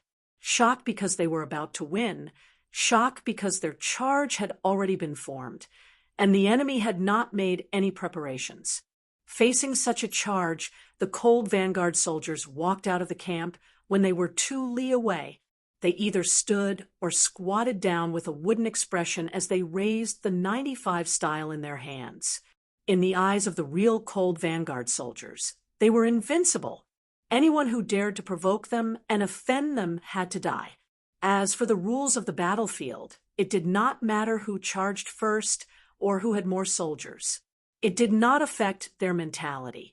All auxiliary soldiers and temporary auxiliary soldiers, get ready. Once the cold vanguard soldiers start firing, we will charge out. Remember, don't leave any survivors, don't take any prisoners. Just charge out in a straight line. Regiment Commander Lu Shua's voice rang out at this moment. It's time to perform meritorious deeds. Everyone, get ready. Regiment Political Commissar Song Xue also shouted loudly. It felt as if he did not shout, he would not have the chance to do so. A regiment commander and a regiment political commissar gave the order at the same time. 5,000 auxiliary soldiers and 5,600 temporary auxiliary soldiers, a total of 26 battalions and 2 companies of soldiers, were ready to charge. Some soldiers had even started to adjust their breathing in hopes that they would be able to run to the front in the next charge and perform more meritorious deeds. Auxiliary soldiers wanted to become cold vanguard soldiers through meritorious deeds. Temporary auxiliary soldiers wanted to become auxiliary soldiers through meritorious deeds. This was the goal of most soldiers. Just like what the Duke of Loyalty said, a soldier who did not want to become a general was not a good soldier. Since other people could do it, why couldn't they do it? Under this kind of competition, a war was about to break out. The auxiliary soldiers and temporary auxiliary soldiers in the military camp were fully prepared. They were waiting for the gunshot to start a full-scale counterattack, like the autumn wind sweeping away the fallen leaves. The 1,500 Cold Vanguard soldiers at the front did not open fire immediately. They were looking for the best formation to ensure that no matter which direction the enemy came from, there would be enough bullets to feed them. 1,000 meters, 900 meters, 800 meters. When they reached 800 meters, they were already within the shooting range of the 9.5. However, as the commander of this battle, Luo still did not give the order to open fire. He was still waiting for the best shooting range. 700 meters, 600 meters, 500 meters. As the shot was fired, Luo's shout finally spread throughout the entire military camp. Fire! Guns! Guns! Chapter 466. Following the gunshots, the charging Jiaoji soldiers fell to the ground one after another. The Cold Vanguard soldiers followed their own formation and found their targets. Although there were some overlaps, the effect was already very good. Once they discovered that an enemy was still running, the sharpshooters of the Cold Vanguard soldiers would immediately finish them off. One row was prone, one row was half-squatting, and one row was standing with their guns in their hands. Under the overlapping attacks of these three rows, a single cold front platoon was able to form a formation that could wipe out all the enemies in front of it, leaving no one alive. All sorts of miserable cries rang out. Along with the continuous deaths of the charging Jiaoji soldiers, the originally dense charging momentum was quickly suppressed. People say that when there are 10,000 soldiers, there is no end to them. However, when they fell to the ground in rows, the feeling was equally shocking. It was like a domino effect, instantly causing the formation of the Jiaoji army to fall into chaos. Hold on. A few lucky Kiliarchs of the Jiaoji army were still shouting loudly, trying to stop the situation from deteriorating. Some of the Kiliarchs were smart enough to shout, "The enemy has a limited number of muskets and a limited range. We don't have to be afraid. As long as we wear them down, the final victory will be ours." Their shouts were still echoing in the rainforest, but following that, countless battle cries came from the opposite camp. Then, when countless auxiliary and temporary auxiliary soldiers rushed towards them, their defeat was set. Commander Lu Zhuo, who couldn't wait any longer, gave the order to charge as soon as he heard the gunshots. Then, he waited for the Cold Vanguard soldiers to fire 3 times, killing or injuring at least 3,000 to 4,000 Jiaoji soldiers. Then, the Cold Vanguard soldiers charged forward with the momentum of Mount Tai. The reason why they charged forward was because there were more mines that had yet to be triggered. If the charging formation was too scattered, it would be easy for them to get injured. Fortunately, the Jiaoji soldiers' formation was already very scattered. In addition, they were originally in a large encirclement. This created enough space for the auxiliary and temporary auxiliary soldiers to counterattack. They didn't have to worry about trampling each other during the charging. The mercenaries charged out of the camp and charged forward. Facing this sudden change, the Jiaoji soldiers didn't retreat immediately. Instead, they held their weapons and stood still. They wanted to wait for the enemy to charge over before engaging in a bloody battle to make up for the losses they had suffered. The idea was beautiful, but the reality was cruel. When the Jiaoji army retreated into a tight formation, the auxiliary soldiers who were 400 meters in front of them opened fire.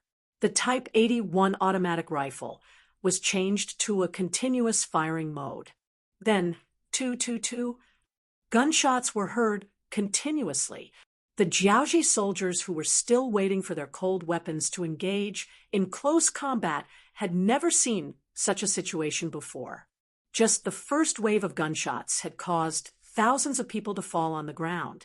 This sudden change caused the morale of the Jiaoji soldiers, who were still holding on to their last breath, to lose their morale. The most important thing for an army was morale. With morale, they could fight one against two or even more people. Once morale was gone, a few people wouldn't dare to fight against one opponent. Now, it was the latter situation. First, the mines were sent up into the sky. Then, the Type 95 long-range attacks were launched. Finally, the Type 81 guns were used to kill at close range. After 3 consecutive attacks, the Jiaoji soldiers' last bit of spirit and morale were completely destroyed. Forget about those who had fallen to the ground. Those who were still standing were considered lucky. However, at this moment, all they wanted to do was turn around and run for their lives. What kind of joke was this? They hadn't even engaged in close combat. They didn't even get a clear look at the enemy's appearance. Out of 19,000 people, less than 5,000 were left. This wasn't a battle. It was a massacre. Once a third of an army was severely damaged, it was possible for the army to explode. This was an accepted rule on ancient battlefields. The reason why the Jiaoji soldiers were able to hold on until now was because they had always been fantasizing about close combat. They wanted to achieve victory and turn the tables around. However, when they realized that their last hope was dashed and they had no chance of getting close to the enemy, what were they waiting for if they didn't run and explode? The 5,000-strong army retreated rapidly in different directions. They wished that their parents had given them an extra pair of legs. Behind them, more than 10,000 auxiliary soldiers and temporary auxiliary soldiers were charging at full speed. Occasionally, someone would stop and fire a few shots, shooting down the Jiaoji soldiers who were running at the back. Charge! Temporary auxiliary soldiers. Our crossbows have a limited range. If you want to contribute, you have to run fast. Charge! A few temporary auxiliary battalion commanders shouted loudly at this moment.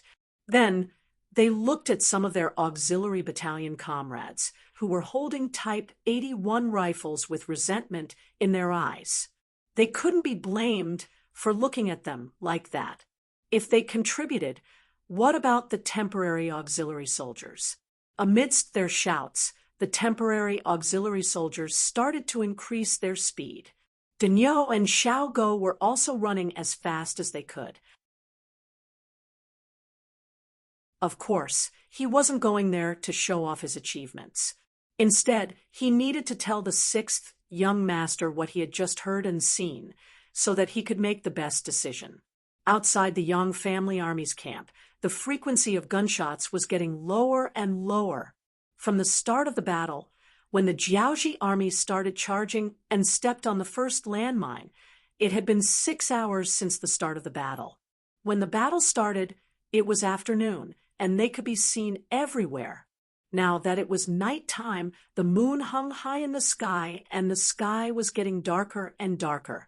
After 3 hours of intense battle, the overall situation was settled. From time to time, there would be battle reports from the front lines. The strategists in the tent were still doing all sorts of calculations. The approximate number of casualties had been calculated. Of the 19,000 enemies, about 7,000 had died from the mines, 3,000 had died in the first frontal assault, and another 5,000 had been killed by the subsequent attacks. Now, there were less than 4,000 people still running away. However, even these 4,000 people wouldn't have a good ending. There was an 80% chance that they would be caught and killed by the cold vanguard, auxiliary soldiers, and temporary auxiliary soldiers that were scattered out. Only about 10%, or at most 20%, of the enemies were lucky enough to survive. However, Whether or not they were able to withstand the harsh weather of the rainforest and resist the invasion of the poisonous insects, and live a healthy life, only the heavens would know. Report, Scout Platoon Squad Leader Su Yunsheng requests an audience. The voice of the first guard, Bak Daojiang, rang out from outside the tent. Su Yunsheng. Hearing this name, Yang Chendong quickly outlined the figure of a tall young man in his mind. He saw the potential of the other party as a scout during the assessment and discovered him. Since he was someone that Yang Chendong thought highly of, how could he not have an impression of him? Let him in. As the voice fell, the tent's curtains were pulled open from the outside. Su Yunsheng, his face covered in dust and his body wrapped in leaves, strode in. "Hello, sixth young master," Su Yunsheng said, excitedly, with a very standard military salute. "You've worked hard. Come, quickly give Yunsheng a bowl of water to drink." Although Su Yunsheng's mental state was very good, Yang Chendong could still see that his body was a little tired. Yang Chendong, who started as a scout, was very clear about the hardships in the rainforest. A bottle of canned fruit was poured into a big bowl. Hu Mang personally delivered it to Su Yunsheng. Then Su Yunsheng opened his big mouth and revealed an honest smile. Then he gulped down the big bowl of canned fruit. He was indeed a man. Even the fruit in the soup was finished in one gulp without the slightest pause. This scene caused Hu Mang and Yang Er, who were watching from the side, to laugh mischievously. Perhaps he felt that his posture of drinking the canned fruit was a little too strong. Su Yunsheng also scratched his head and laughed. Seeing that Su Yunsheng was more energetic after drinking a bowl of canned fruit, Yang Chendong asked with a smile, "How is it? Do you have any good news to tell me?" "Yes, sixth young master. My luck is good. The enemy general, Wan Yongyang, is only 100 meters away from me. I shot him in the right calf, and the bullet penetrated. Now they have retreated to a high hill 2 miles away and are in a defensive position. They can't escape." Su Yunsheng was indeed worthy of being promoted to the position of deputy platoon leader. The military report was very detailed and decisive. Good. Yang Chendong listened to these reports and happily raised his arm, then slammed it down. As long as Wan Yongyang can escape, then the next thing will be easy. Not bad, squad leader Su Yunsheng. You have done a great job this time, and after the battle is over, you will be rewarded. Yes. Su Yunsheng's eyes also flashed with light. First, he straightened his body and agreed. Then he smiled as if they were familiar with each other. "Sixth young master, do you want us to sneak up and kill them a few times while it's dark?" With the existence of night vision equipment, plus the fact that they usually train at night, it was not difficult for them to kill in the dark. It was even one of their best skills. However, in the face of Su Yunsheng's request, Yang Chendong did not immediately agree. Instead, he shook his head and said, "No need, they are already frightened now. If we scare them too much, it will be easy for them to turn around and run. If that's the case, then it won't be fun. Besides, every scout has a treasure. It's better not to take risks." Hearing that Yang Chendong was so concerned about the safety of his brothers, Su Yunsheng's eyes were filled with gratitude. "Thank you, sixth young master, for your concern, but we are not afraid of hardships or dangers." "Good. Your fighting spirit is commendable, but we really don't need you now. How about this? Go back and inform your platoon leaders and comrades to take turns watching Wan Yongyang and the others tonight. Take turns to rest well and keep an eye on the movements outside Liang Mountain.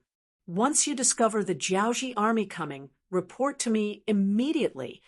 Yang Chendong was not thinking about how to deal with Wan Yongyang.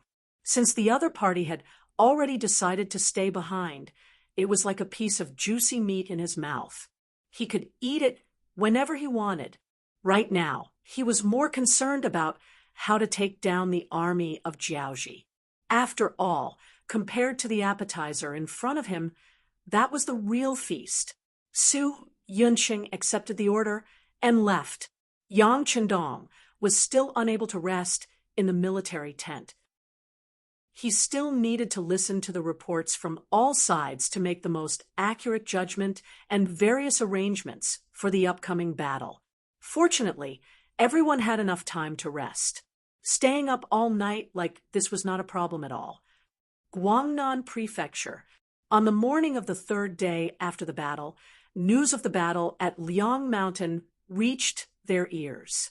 In the largest residence in the prefecture, where General Wan Gungwang rested, the sound of porcelain shattering could be heard early in the morning. "Idiot! Idiot!" Wan Gungwang's hysterical shouts were accompanied by his heavy breathing. It was obvious that he had been angered by the battle report. 20,000 against 10,000. Not only were they defeated, but they were also severely injured in a single night. Their strength was reduced to less than a tenth of their original strength. This result was completely out of everyone's expectations, in Wan Gungwang's view. Even if the mercenaries had some tricks up their sleeves, they should not have much room to display in the rainforest. It was already amazing that they could fight his nephew, Wan Yongyang, to a stalemate where both sides were injured. At that time, he only needed to send in 10,000 or 20,000 soldiers to achieve victory. Who would have thought that he would be defeated so quickly? Moreover, he would be defeated so easily and thoroughly? General, young General Ruan is in a critical situation. I would like to request for battle. Hong Jin had also seen the battle report. However, they were not sad at all. On the contrary, they were gloating. He should have been the one leading the troops. Now that someone else had taken the lead, it made him feel very uncomfortable. Now that the one who wanted to take the credit had failed, wasn't it time for him to show his skills? Hong Jin took the initiative to request for battle. Wan Gungwang raised his eyebrows. "All right, I will allow it. However, you must act quickly. Saving Yongyang is a great merit. Then, I will personally lead the army to support you. No matter what, this mercenary army must be eliminated to vent my hatred." Chapter 468. Wan Gungwang was indeed very angry. His journey out of Jiaoji had been very smooth. Now, an army of more than 10,000 people dared to provoke him, and even won the first battle. If he did not teach them a lesson, who knew how many people would laugh at him? This was something he could not tolerate. "Yes," Hong Jin replied excitedly. He knew that it was time for him to shine. There were 6 major surnames in Jiaoji. They were Wan, Chun, Li, Fan, Huang, and Pan. Even though there were a few people with the surname Hong, they weren't very famous. As the descendants of the Hong clan, they were instilled with the idea of how to raise their clan's status in Jiaoji and enter the ranks of the 6 great clans. Hong Jin was instilled with this idea since he was young. This was also the motivation for him to work hard. In order to achieve this goal, he came to Wan Gungwang's side after joining the army. He hoped that he could use the number 1 family to win glory for his family. Under his continuous efforts, the results were not bad. At least, he became a person that Wan Gungwang trusted and became a general. This time, he finally had the opportunity to lead the army alone. How could he not be excited? Not to mention, Wan Gungwang gave him a total of 50,000 soldiers because of Wan Yongyang's experience. Although there were only 10,000 elites in Jiaoji, there were still 40,000 people from the Han captive army. According to Wan Gungwang, didn't their mercenary army have a lot of landmines? Fine, I'll send 40,000 people to charge. I want to see if you have more landmines or my soldiers. After organizing the 50,000 soldiers, Hong Jin Xiong set off. He wanted to let everyone see and know how outstanding the Hong family was. The 50,000 soldiers left Guangnan City in the afternoon. This was because the army had been mobilizing before the battle. Since the higher-ups had made the decision, all they had to do was pull the people out. Just as the 50,000 soldiers left the city, the people from the Security Bureau rushed out through the small path. They needed to inform the 6th young master of this news as soon as possible. Liang Mountain. It started to drizzle early in the morning, so much so that the entire mountain looked misty. It was like a paradise on earth. However, Wan Yongyang had long lost the mood to appreciate such scenery. At this moment, his calves were wrapped in thick coarse cloth. He was also carried to a wooden chair that had been temporarily made. Just like that, he looked into the distance with a gloomy gaze. The 3 military doctors had already said that his calf had been pierced by a sharp object, and the burns were severe. It was impossible for him to recover. The best result was that he could barely walk, but he would have to limp and wouldn't be able to pick up any speed. The reason why they were called the most elite Lung Feng soldiers was because they were much stronger than the auxiliary soldiers in terms of spear skills. What were the auxiliary soldiers? They were the reserve soldiers of the Lung Feng soldiers. As long as they performed well enough, they could also join the Lung Feng soldiers. In order to achieve this goal, even though the orders from above were for the auxiliary soldiers to take turns to rest, most of them gave up on this authority. They hid in hidden places and carefully observed every movement in front of them, waiting for their target to appear. Bang! This was already the 3rd gunshot in an hour. As the gunshots rang out, complaints could be heard from the surrounding area. Who is this? So fast. I just saw a figure, and he King opened fire. Do you have to be so anxious? Of course, those who said such things were the kind of people who were envious and jealous. However, although they said such things, everyone's expression became more serious. They only hoped that they would be the next one to hit the target. The higher-ups had said that the person with the best performance this time would be promoted to Lung Feng. The prerequisite was that this person's cultural studies would meet the standards. Of course, the cultural studies would meet the standards. Those who could become auxiliary soldiers would seize the time to learn when they had the time. In order to pave the way for themselves to become Lung Feng soldiers, most of the auxiliary soldiers were already at the 3rd grade of primary school and above. What they lacked now was an opportunity to become Lung Feng soldiers. Now that the opportunity was in front of them, who wouldn't want to grab it? Under such a tense competition, it would be a miracle if the surrounded Jiaoji soldiers wanted to run out to report the news. In such a competitive atmosphere, the surrounded Jiaoji soldiers' morale became weaker and weaker.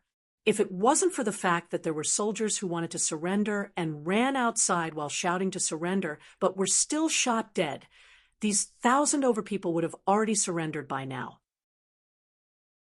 Chapter 469.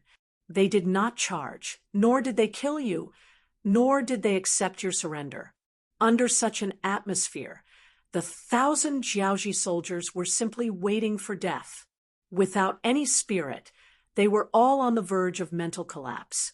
Outside of Liang Mountain, the 50,000 soldiers were rushing over in a grandiose manner. Hong Jin was finally able to lead an army by himself, and it was a full 50,000 men. One could imagine how excited he was at this moment, so much so that he had forgotten his previous calm demeanor. There was only one thought in his mind, and that was to enter Liang Mountain as quickly as possible. Putting aside whether or not he could destroy the mercenaries, he had to save Wan Yongyang first. Even though the intelligence report said that Wan Yongyang was injured and his right leg could not move, he was still a Wan Yongyang. But no matter what, he was still a member of the Wan family, and he was also General Wan Gengwang's nephew. If he could save his life, he would receive a lot of gratitude from the Yuan family. Thinking about how the Hong clan could rise up in Jiaoji with the support of the Yuan clan, Hong Jin was extremely excited. Under such excitement and impatience, the 50,000 soldiers moved much faster than before. Even their formation had become somewhat disorderly. Some of the Han captives had blisters on their feet, and their stomachs were empty. However, Hong Jin did not care about any of this. He was only thinking about one thing, and that was to charge into Liang Mountain, save Wan Yongyang, and destroy the mercenaries. Once he could accomplish these goals, what did it matter if the soldiers suffered a little? A general's success was built on 10,000 corpses. Which general did not rely on killing and sacrificing tens of thousands of people to become famous? Being stimulated by such a thought, it should take Hong Jin 2 days, or almost 3 days, to arrive at the periphery of Liangshan Mountain from Guangnan Prefecture. However, he did it in less than 2 days. On the afternoon of the 3rd day after leaving Guangnan Prefecture, the army headed straight for the depths of Liang Mountain. Outside of Mount Liang, there were already Jiaoji army scouts waiting there. The reason why they could still stand there was not because the scouts did not have the ability to eliminate them, but because they wanted to keep them alive. If they wanted to enter the mountains, they needed someone to lead the way. After meeting up with the scouts left outside and finding out the location of Wan Yongyang's army, Hong Jin didn't even let the army rest before charging in. Logically speaking, this method was not beneficial to the war, but Hong Jin was too eager to contribute. In his opinion, if he entered the mountain later, he would lose a chance to save Wan Yongyang. This was something that he could not give up.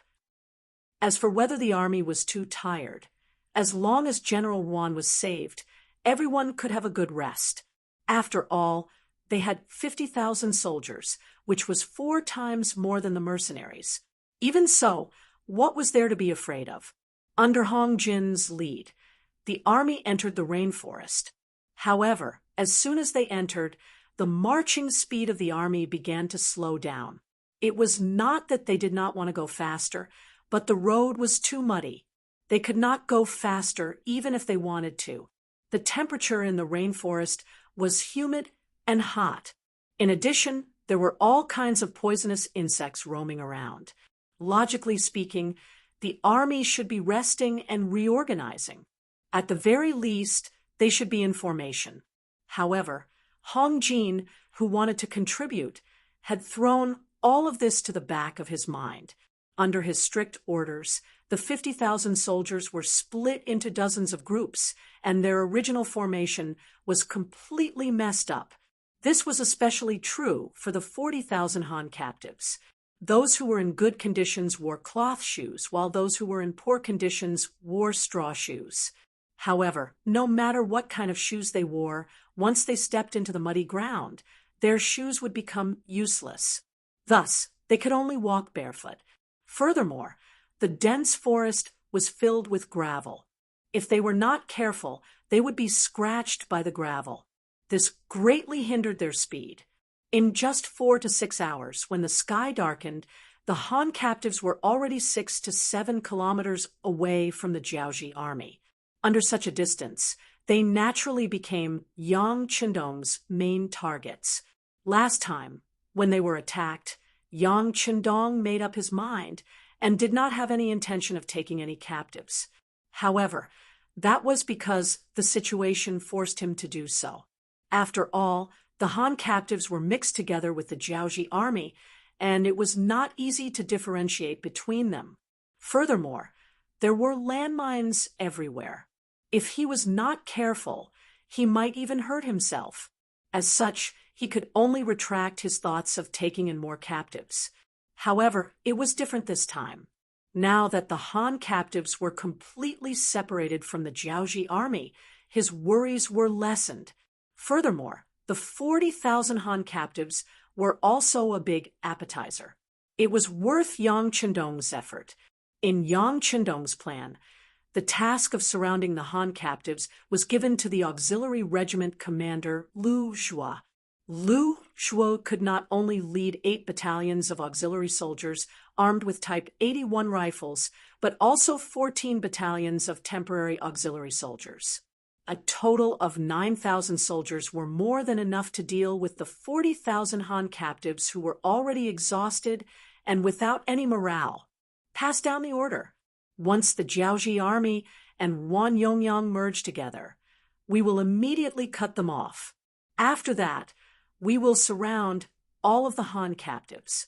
Try not to let anyone escape.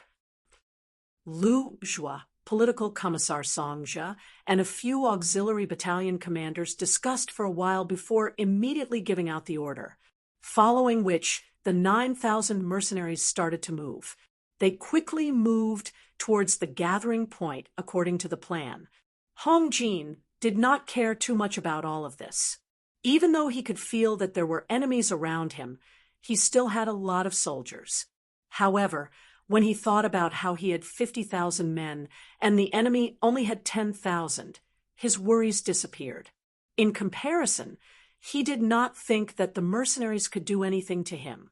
With such arrogant thoughts, Hong Jin rushed all the way and finally found the location of Wan Yongyang's camp. The auxiliary soldiers of the Cold Vanguard Army purposely opened up a path, allowing the enemy forces to successfully converge. Hong Jin had come, and he had brought 10,000 Jiaoji soldiers with him. After hearing that there were 40,000 Han captives behind him, the 1,000 Jiaoji soldiers who had lost their will to live became excited. Even the half-crippled Wan Yongyang revealed a smile for the first time in a few days. His right leg was about to be crippled, but at least he was still alive. As long as he could live, who would want to die? Not to mention, after the two armies met up, there was still a chance for him to win the battle. If that was the case, if he handled it well, he might not be the defeated general anymore. He might even become the king of Yu in the eyes of others. General Hong, you've worked hard. When he saw the travel-worn Hong Jin and the 10,000 soldiers behind him, Wan Yongyang, who was being carried, immediately smiled. General Wan, you've worked hard. Your leg. Hong Jin was shocked when he saw that Wan Yongyang had lost at least 6 to 7 kilograms in just a few days. It's fine. How can anyone not get injured on the battlefield? However, since General Hong is here, you must avenge me. You must kill all of these mercenaries and show the might of the Jiaoji army. Wan Yongyang did not like others to talk about his injured leg. Therefore, he changed the topic to the battlefield. Yes, since I'm here, of course, I must destroy the mercenaries, Hong Jin said confidently. However, as soon as he finished speaking, the sound of firecrackers rang out from the outside. Then, one of his Kiliarchs ran over in a panic. He half knelt in front of Hong Jin and said nervously, "General, something bad has happened. The mercenaries suddenly attacked our camp and killed hundreds of our men." So fast. Hong Jin was furious when he heard that the mercenaries did not wait for his army to settle down before attacking.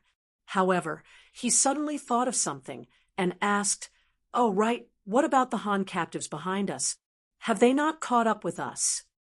"No, we were originally 6 to 7 kilometers away from them. Now that we heard the gunshots, I'm afraid they won't dare to approach us. They should have gathered their strength together to give off such a feeling. If that's the case, why don't we break through from another direction? The rainforest is so big. Even if they can guard it for a while, they won't be able to guard all the roads." Ma Yinghui immediately agreed, but he added, "Brothers, we're all too tired from rushing all the way here. Why don't we let everyone rest for a while and wait until dawn to attack again? This way, we'll be able to unleash our full strength." "Yes, but we can't be too late.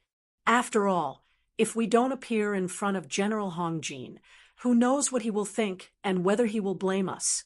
Zhou Hong nodded and agreed with this statement. If the army was too tired, they wouldn't be able to display their full strength. Under such circumstances, they would be at a disadvantage on the battlefield. Seeing that the two major commanders had reached a consensus, Zhang Qingli immediately said, "Since that's the case, I will tell our brothers to stop charging and take the time to rest. Also, send someone to inform Major Lu Hong to bring up the rear. With everyone gathered together, our strength will be greater." "I agree." Zhou Hong and Ma Yinghui both nodded their heads and reached a consensus. They decided to take a good rest first and wait until dawn to launch their counterattack. The Han captives became obedient. This made the auxiliary soldiers and temporary auxiliary soldiers around them become dispirited. They wanted to perform meritorious deeds. This was especially true for some of the temporary auxiliary soldiers. After witnessing the power of the Type 81 assault rifle, especially the Type 95, their hearts were filled with the desire to perform meritorious deeds. Once they entered the auxiliary soldiers, or even better, the cold front, wouldn't they also have a firearm that could easily take someone's life from a few hundred meters away? When they thought about how they could kill an enemy with just a flick of their finger, they felt extremely excited. "All right, you guys have a lot to fight. This time, we are targeting the entire Jiaoji. As for now, those who are sleeping, those who are on duty are on duty. The higher-ups have said that there will be a fierce battle tomorrow morning." Just when everyone was thinking about how to perform meritorious deeds, a new order was passed down. In the darkness of the night, it was passed down one by one to the 9,000 auxiliary and temporary soldiers. The auxiliary and temporary soldiers seemed to have reached some sort of agreement with the Han captives and became quiet. However, in front of them, 3 battalions of the Cold Vanguard and 4 battalions of auxiliary soldiers were pressing forward, closing in on the Jiaoji soldiers that they had surrounded. At this moment, the sky was completely dark. Even though there was moonlight and it wasn't to the extent where one couldn't see one's fingers, the visibility wasn't high either. In this kind of weather, other than siege battles that could be carried out with the help of torches, other battles couldn't be fought. This had become a tacit agreement that had been established for thousands of years. After all, the sky was so dark that anything could happen. If things went wrong, it would be normal for their own people to fight each other. Only an idiot would choose to launch an attack at night. However, this didn't include the Yang family army. Putting aside the fact that the auxiliary soldiers of the Cold Vanguard often had night battles as part of their training, did they treat their forest training as a game? The main purpose of their training was to learn how to engage in night battles in the rainforest to protect themselves and eliminate their opponents. Now, it was finally time to put it to good use. Every soldier carried 2 basic rounds of ammunition. Coupled with the night vision goggles on their heads, the night was no longer dark. Everything was presented in front of them. From the moment they launched their attack, they had been suppressing the Jiaoji soldiers and were still advancing. Gunshots rang out from all directions, and it was drizzling. In such an oppressive atmosphere, there were Jiaoji soldiers dying at every moment. Urgent battle reports were sent to Hongjin and Wan Yenyang. From the start of the battle until now, 4 hours had passed. It was already the middle of the night, and the Jiaoji army that originally had over 10,000 soldiers had paid the price of 5,000 deaths. In just 4 hours, half of the army had perished. Moreover, in the early stages of the battle, the formation of the Jiaoji army was too scattered. The battle report showed that as the battle progressed and the Jiaoji army became more concentrated, the death toll increased even faster. Under the temporary wooden tent, General Hong Jin no longer had the calm and natural demeanor of a commander. Instead, his face was dark and his body was trembling in anger. He originally thought that saving Wan Yenyang and eliminating the mercenaries would be a great achievement. However, he didn't expect that as soon as he arrived and saw Wang Yangyang, before he could even say a few words, the pressure would suddenly appear. He, who was supposed to save someone, became someone who was supposed to be saved. Compared to Hong Jin, who didn't say a word, Wang Yangyang, who was sitting on a chair, looked even more dispirited. He leaned against the back of the chair and looked up at the sky. If not for his mouth moving from time to time, others would have thought that he was already a dead man. Lost, completely lost. I'm going to die, I'm going to die. These were the words that Wang Yangyang had been muttering. However, at this moment, no one paid attention to his actions. This was because another Chiliarch had rushed into the temporary wooden tent with an anxious expression. He then shouted with an anxious tone, "Not good. News just came from the front. The nearest mercenary group is less than a kilometer away from us." So close? When Hong Jin heard this, he turned around in disbelief. He rushed to the map under the coal lamp and looked at it. "Is there any news from the Han captives?" Hong Jin asked the 1,000-man commander who reported the news. "Is there any news from the Han captives?" The 1,000-man commander nodded. "No, I sent people to contact them. However, they were always shot to death not long after they rushed out of the camp. I also found soldiers with good hearing. They told me that there were no gunshots coming from behind us. General Hong, is it possible that they have already surrendered to the mercenaries?" The Chiliarch asked nervously and carefully. Although he knew that it wasn't possible, why was there no movement from the other side when he was fighting so fiercely? Of course, he didn't know that gunshots usually traveled as far as 3 kilometers away.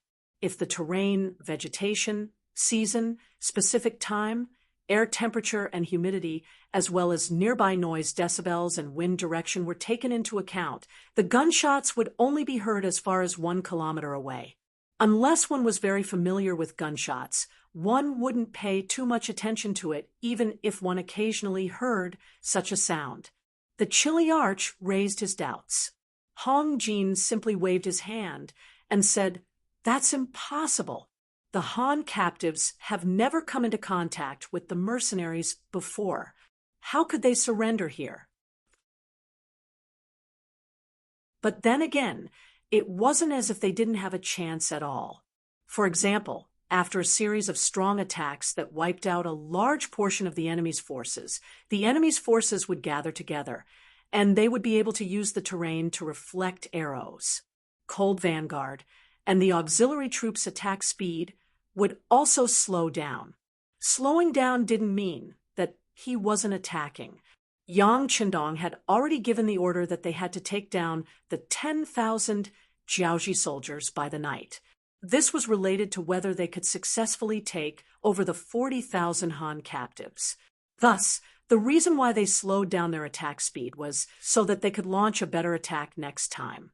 Just like now, the dense gunfire suddenly stopped. This was because Cold Vanguard and the auxiliary troops were moving forward under the cover of the night. This was to ensure that they could get closer to the enemy. Then, the power of the grenades would be revealed. At that time, the enemy would be unable to make use of the terrain and would be razed to the ground. However, before this ferocious attack started, the Jiaoji soldiers had the misconception that the mercenaries' guns had run out of bullets or that there was a problem with the guns. Just like the Chiliarch's order, the Jiaoji soldiers thought that their opportunity had arrived. From the moment they were attacked in the dark, they had been passively attacked. They couldn't even see the enemy's shadow clearly.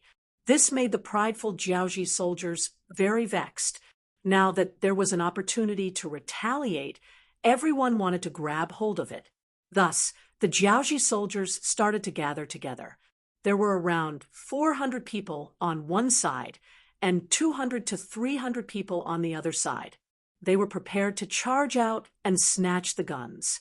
This would allow them to be promoted by 1 rank and receive 50 taels of silver.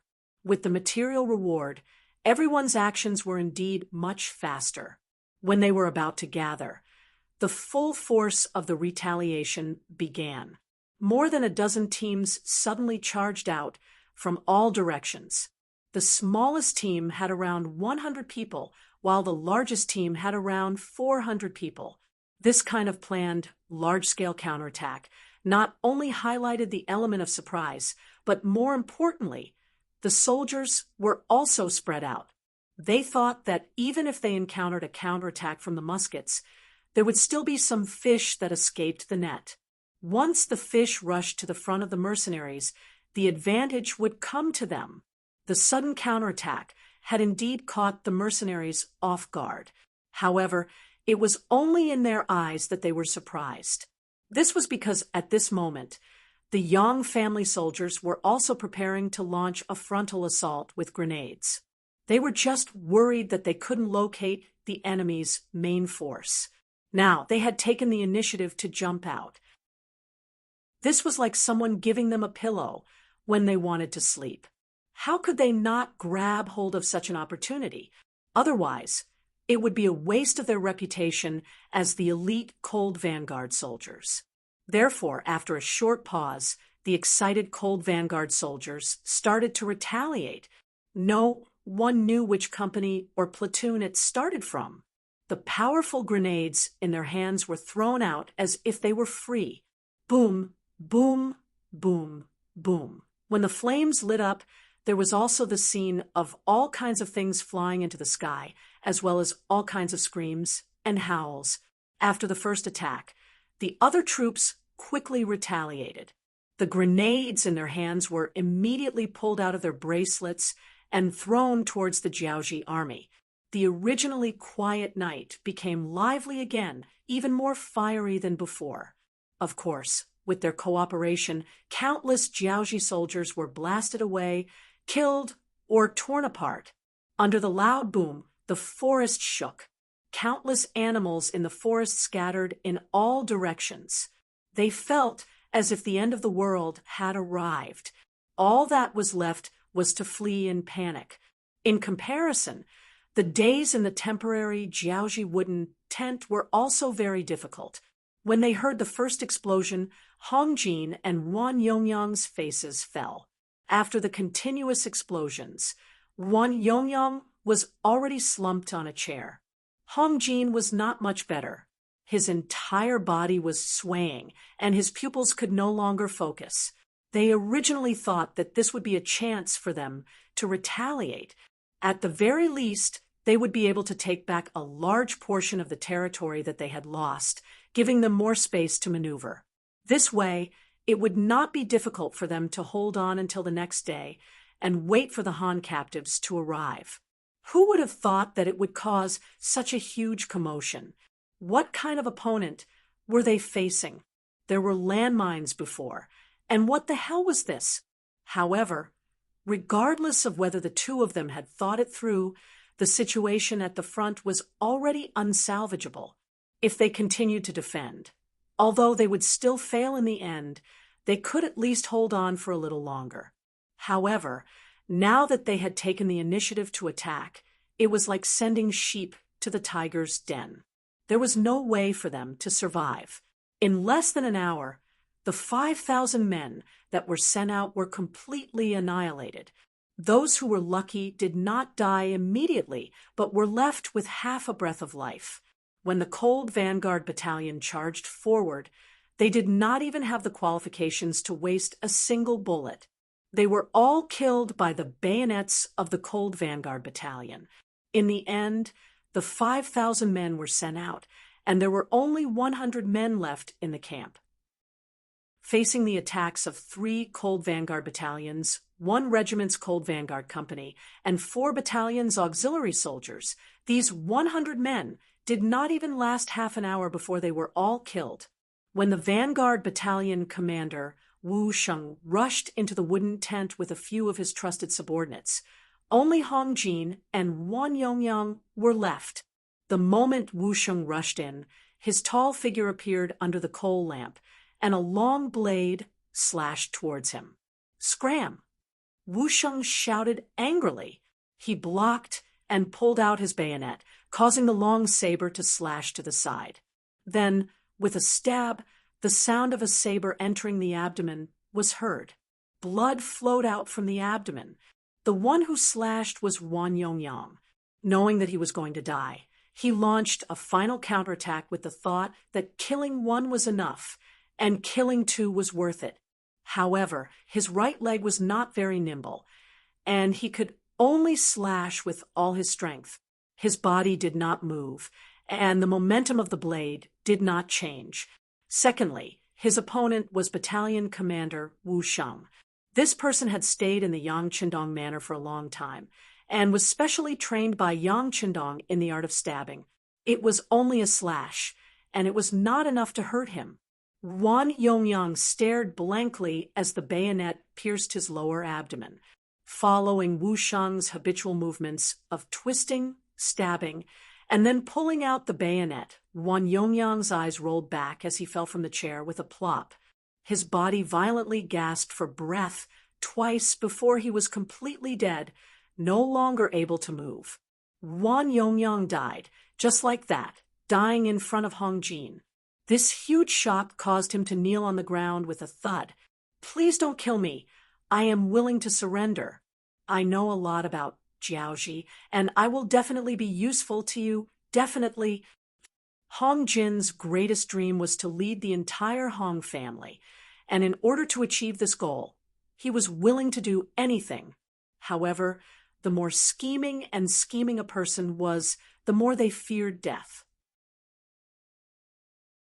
When Wu Sheng heard this, his eyes immediately lit up. He originally thought that the upper echelons of the Jiaoji army would be in hiding, and it would take some effort to find them. Unexpectedly, all of them were here. How could he not be happy about this? He didn't think about it. It had only been 6 hours since the cold front attacked. The sky wasn't even bright yet. Where could they have escaped to in such a short time? Men, take him away. Also, send someone to search the area. Find a few injured Jiaoji soldiers, and ask them about this person's identity. Even though Wu Sheng already believed half of it, he still needed to verify it. It would be too embarrassing if he was cheated. Hong Jin was tied up. His being tied up meant the end of the Jiaoji army. When this news was quickly reported to Yang Qindong's tent behind him, he still heaved a sigh of relief even though he had expected it. He had planned a lot for this battle in order to achieve a one-hit kill.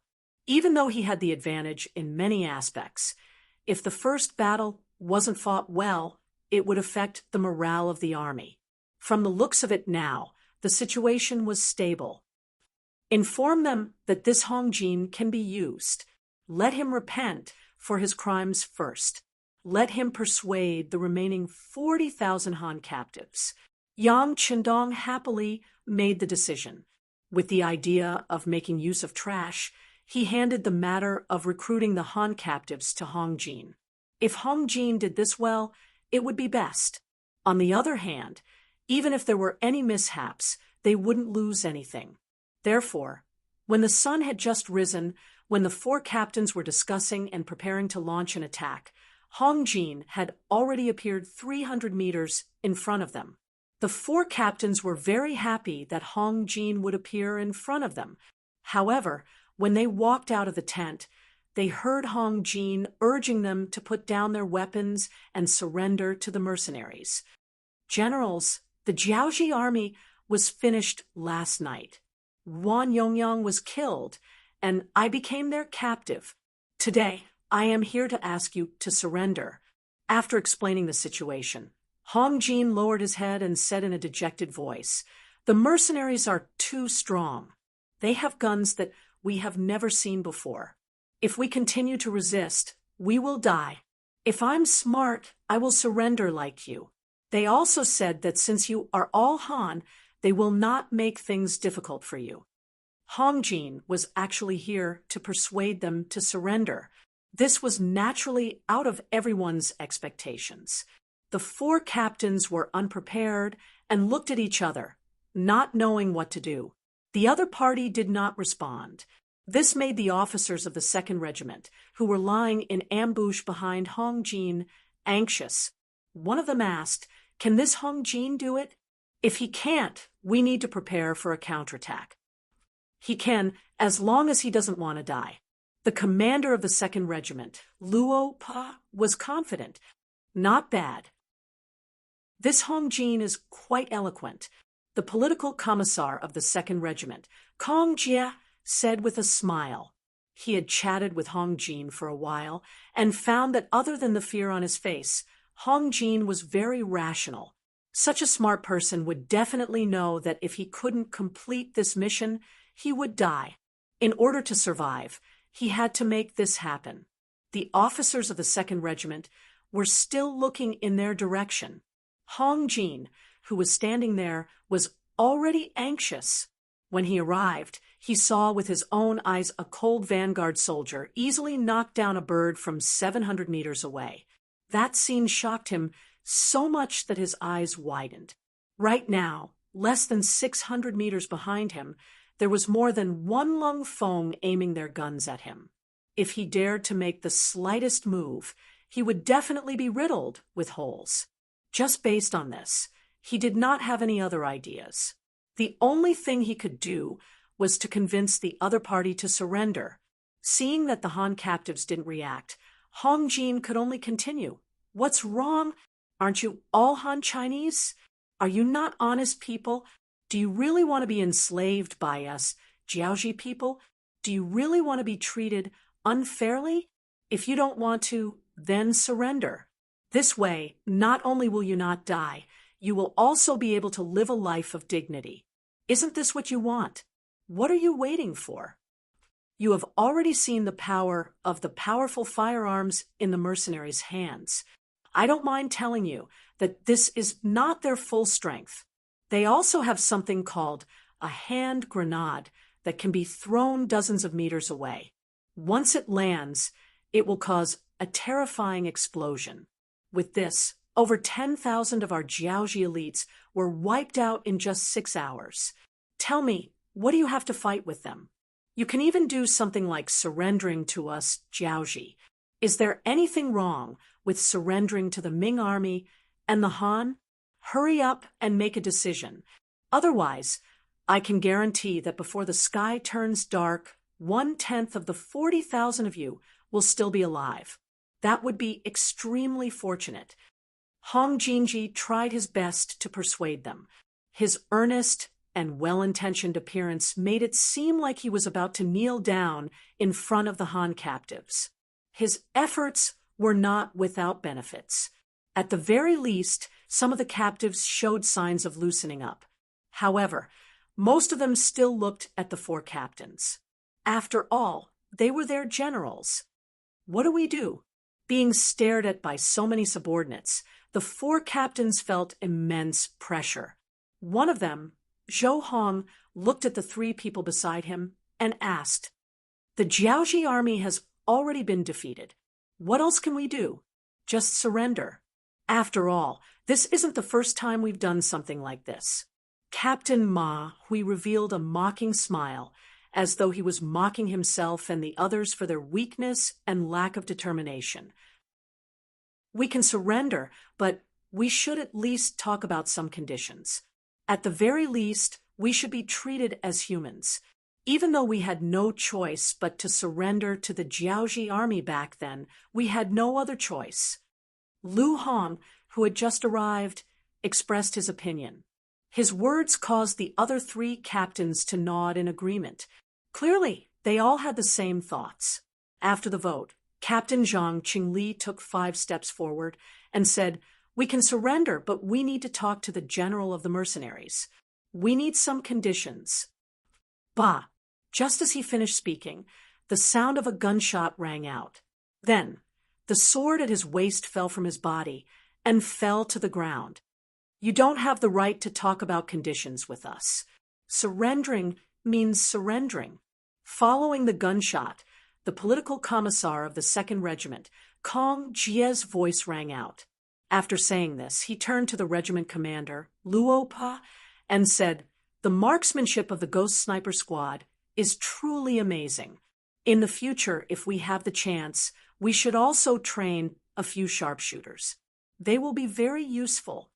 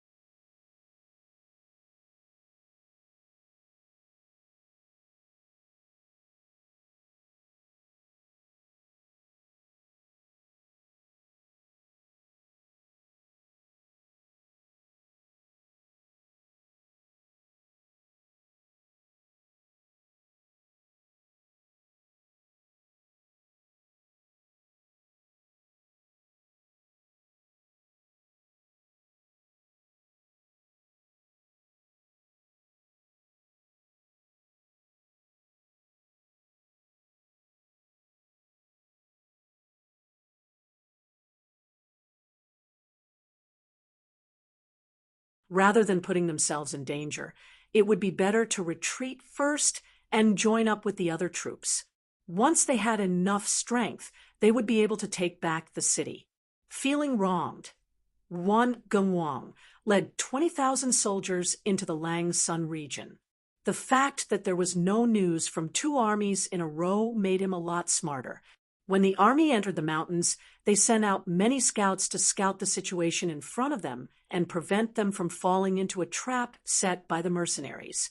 But no matter how careful Wan Gengwang was and how many scouts he sent out, there was no news at all. It was not just the mercenaries. Even the 70,000 men he sent out did not receive any news. It was as if they had all disappeared into thin air. The mercenaries only had 10,000 men. It was possible for them to disappear into the vast rainforest. But what about his 70,000 men? Where did they go? They couldn't have all been killed, right? It had been less than 10 days since the beginning. Even if there were 70,000 pigs in the rainforest, it was impossible for all of them to be captured. Wan Gengwang, who could not figure out what was going on, was frightened. His army slowed down even more. He sent out more and more scouts. Many of them were elites who were very familiar with the rainforest. He did not believe that they could not find any clues. The people who knew the rainforest the best were the Jiaoji people who had lived here since young. With their rich experience and common sense, they did find some useful clues. However, they paid a heavy price for it. For example, every time they were about to find a clue, the scouts they sent out would step on a landmine and be sent to the afterlife. This wasn't the first time such a thing had happened. In fact, it would happen dozens or even hundreds of times in a single day. As a result, every single scout had to be extremely careful when they took a step forward, fearing that they would step on a landmine that could send them to the afterlife. Just like that, they finally found a huge mound of dirt on the 7th day after entering the mountains. Wan Gengwang rushed there and ordered people to dig up the fresh-looking mound of dirt. What they saw were countless corpses. From their clothes to their figures, one could tell that they were all Jiaoji soldiers. As they dug deeper, the mound of dirt grew bigger. On the 10th day, they found Wan Yongyang's corpse.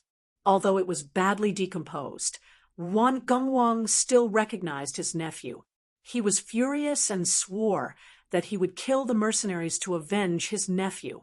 Under the loud roar, the scouts found a new clue. They found some traces which should be left behind by the army during their march. Although they tried to cover it up, they were still seen through by the experienced scouts. Looking at the direction of the army, they were heading straight for the capital of Jiaoji, Hanoi. Chapter 474. That's right. Kong Jia and Nie Tong agreed. Seeing that the three of them were of the same mind, Yang Chendong could not force them to do anything. He simply stood up and walked out of the awning.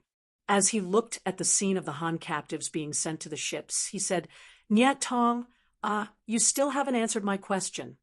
Replying to the sixth young master's question, these military resources will not affect the overall layout of Crimson City.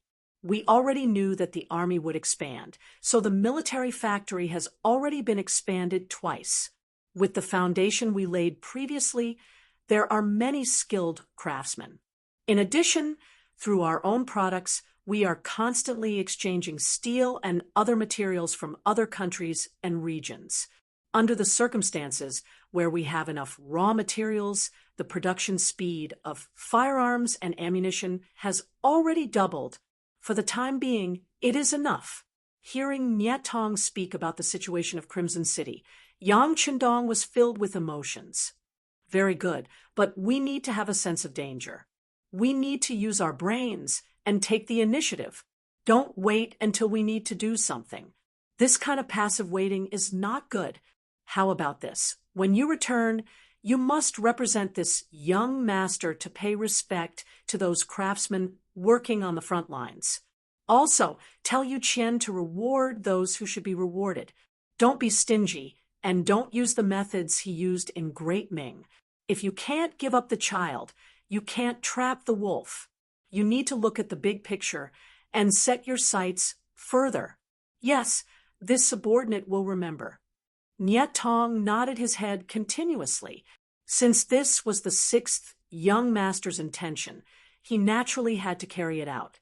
He believed that even Yu Qian, who was in charge of Crimson City's administration, would not oppose this.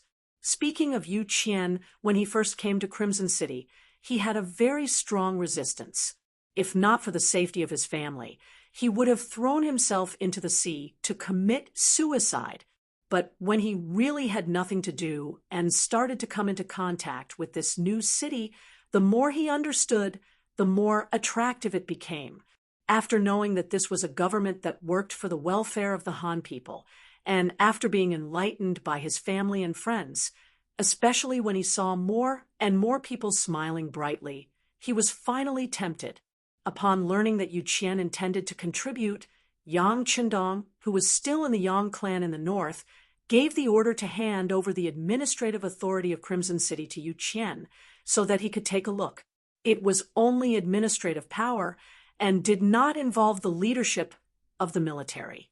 No matter what ideas Yu Qian had, he would not be able to stir up any waves. In addition, Yang Chendong had personally given the order, so Yu Qian was appointed as the first city lord of Crimson City. Not long after he became the city lord, the originally chaotic Crimson City was put on the right track and became orderly. Many of the work became more orderly, which attracted the praise of everyone, including the military, who said that the ancients were pedantic. It was only because of their environment that they had no choice but to do certain things. Once they were given a new environment, they would still be able to do a lot of work. This was the formidable side of capable ministers. It was precisely because of Yu Qian in Crimson City that some of the original plans were quickly developed. Coupled with the full cooperation of everyone, Yang Chendong had the ability and strength to fight the war in Jiaoji. When it came to war, there were simply too many things to pay attention to. There were simply too many things that needed to be prepared, especially when it came to logistics. Since ancient times, there were people who said that war was actually a war of attrition, with sufficient logistical support and a natural advantage in firepower. Yang Qindong decided to make use of this opportunity to enter Jiaoji and exterminate them. That's right, Yang Qindong had never thought of compromising or taming after conquering. There were too many things he needed to do. It was just a small Jiaoji, and it wasn't worth his time. Back to the topic, Nie Tong saw that Yang Qindong seemed to be in a good mood. He thought for a while and made up his mind. Sixth young master, do you think that our navy can help in the war against Jiaoji? If it's really not possible, can we take down the Shang dynasty on Ryukyu Island? Actually, Nie Tong wanted to ask when they would attack Japan. But after thinking about it, with the current strength of Crimson City, even if they took down Japan, they would not have enough people to occupy it. Since that was the case, it was better to put it aside for now. There's no rush.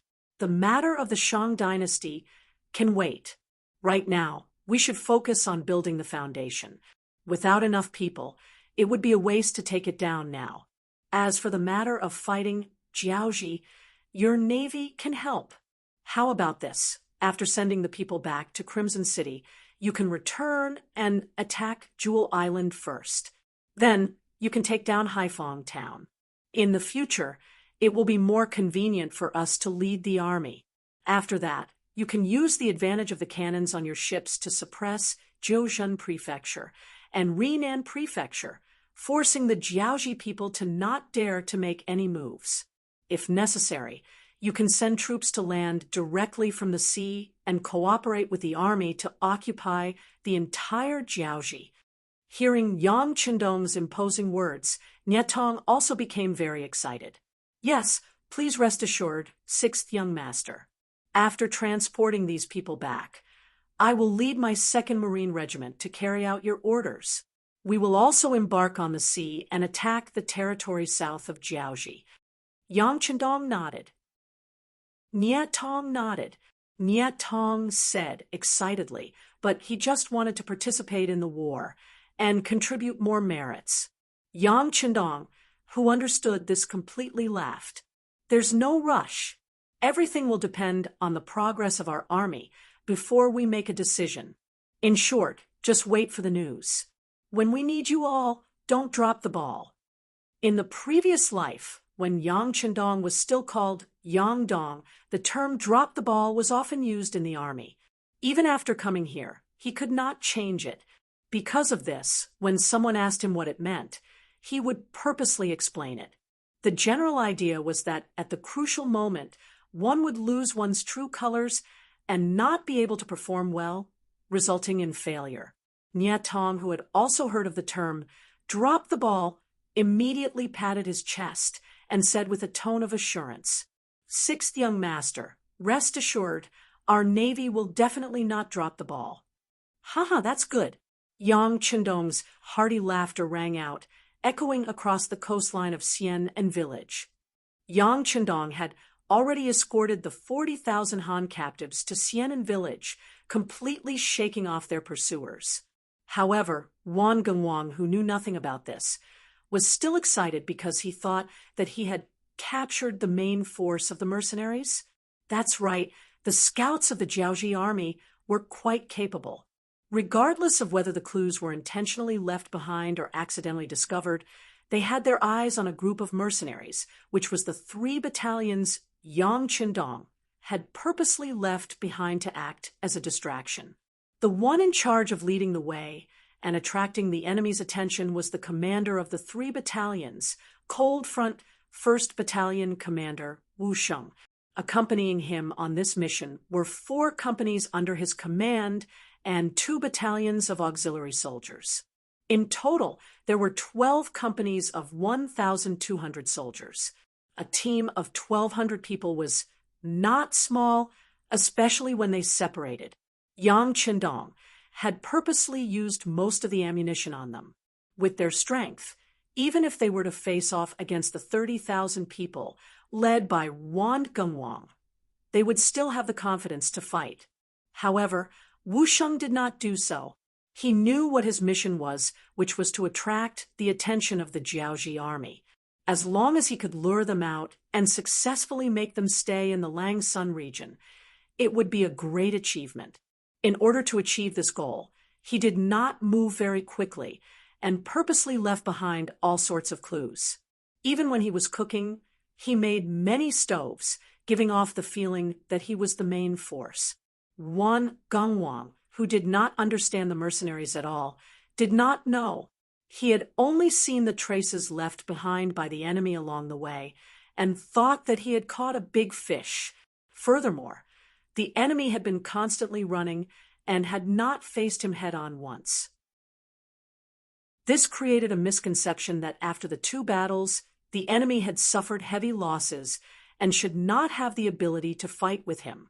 Since there was such an opportunity to beat the enemy while they were down, how could he not grasp it?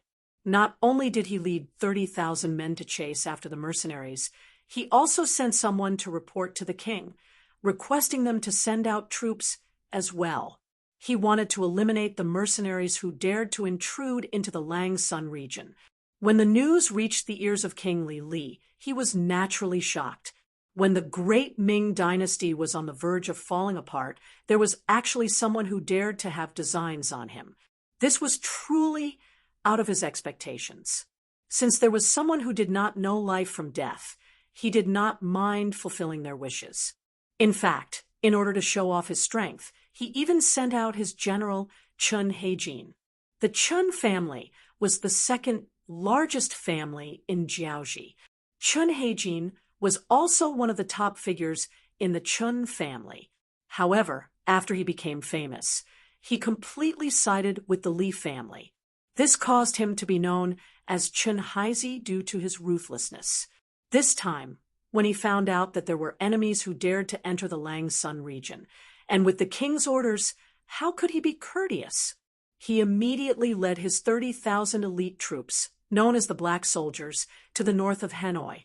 Not only did he want to stop the mercenaries from entering Jiaoji, he also wanted to use this opportunity to wipe them all out. With just 3 battalions of soldiers, Wu Sheng was able to mobilize 60,000 soldiers. In addition to the 20,000 Jiaoji soldiers who had died in battle, it was equivalent to holding back 80,000 soldiers. For Jiaoji, which only had around 300,000 soldiers, this was enough to lure the tiger away from the mountain. Since the tiger had been lured out, it was time to enter the tiger's den. After resting in Xianan village for 2 days and sending the 40,000 soldiers away, Yang Qindong brought his 20 battalions and 5 companies of soldiers to Chui City.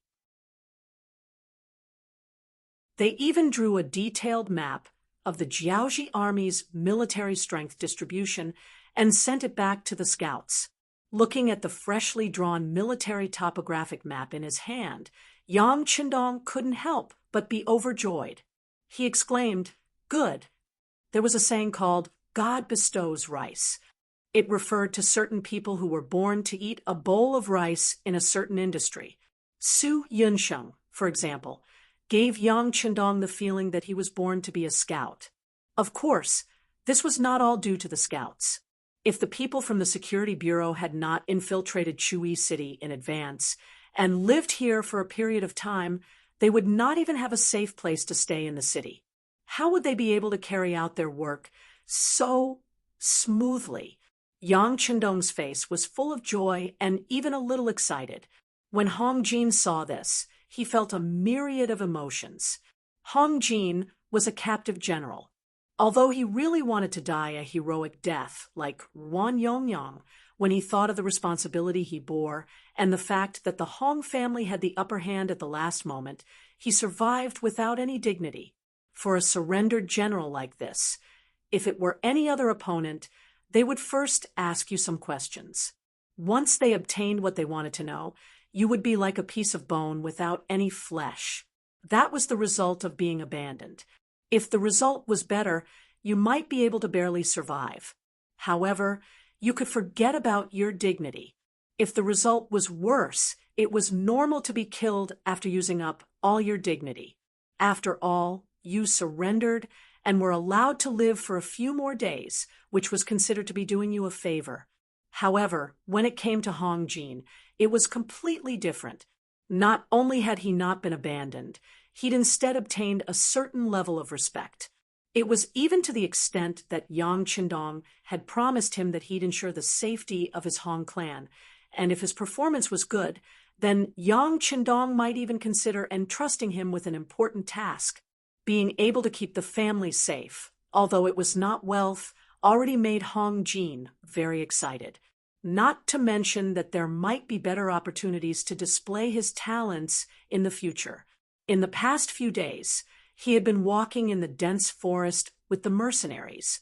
After witnessing their valiant marching speed and the powerful firearms in their hands countless times, Hong Jin smiled bitterly in his heart. When he thought about how he had thought of eliminating the mercenaries with the advantage of numbers, now it seemed that he really did not know the immensity of heaven and earth. The strength of the mercenaries, especially their iron-like military discipline, and the sense of harmony between the soldiers, was something that Hong Jin had seen more than once. After the soldiers had gone to bed, Yang Qindong personally went to patrol the camp. He even saw him personally covering the soldiers with blankets that were kicked off by their feet. Hong Jin still remembered how shocked he was when he saw that scene. He had never thought of such a thing before. He had never seen any general in Jiaoji do such a thing. Most generals would indulge themselves in wine and women at night. Occasionally, there would be a few self-disciplined ones who would go to bed early. Who would think of the ordinary soldiers? It was no wonder that he could lead this mercenary army to become invincible. Just based on his heart and pressure, Hong Jin was far inferior to the generals he had met. For a moment, Hong Jin even had a thought. Could he seek refuge with Yang Qindong? He had a feeling that such a person would be able to achieve great things. If he could grab hold of him earlier, he might be able to make a name for himself. When he brought up this thought when he followed Yang Qindong, the sixth young master pondered for a moment before replying, "It's good that you have the intention to seek refuge with us. However, it will be difficult for you to achieve the same status as the Han people. At most, you will only be a general in a second-rate army. No matter how hard you work, it will still be the same. Are you still willing?" Yes, Hong Jin agreed, without hesitation. He could tell that the sixth young master cared a lot about the Han people and the Ming people. In comparison, he would not treat the other races equally. However, it did not matter. If he could become a general in a second-rate army, it should be a very prestigious thing. At least he would be able to ensure the safety of the Hong family. Hong Jin revealed his intention to seek refuge. Naturally, he did not hide anything from the rest of the work.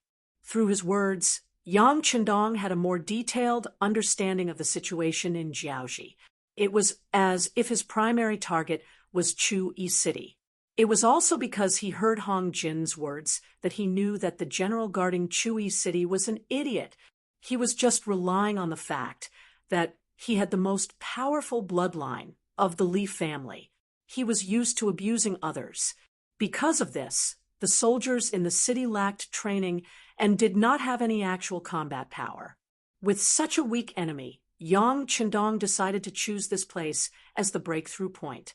He would attack from here, and then throw a big stone into the clear water of Jiaoji to mess up the situation and find a better opportunity to attack. His suggestion was accepted.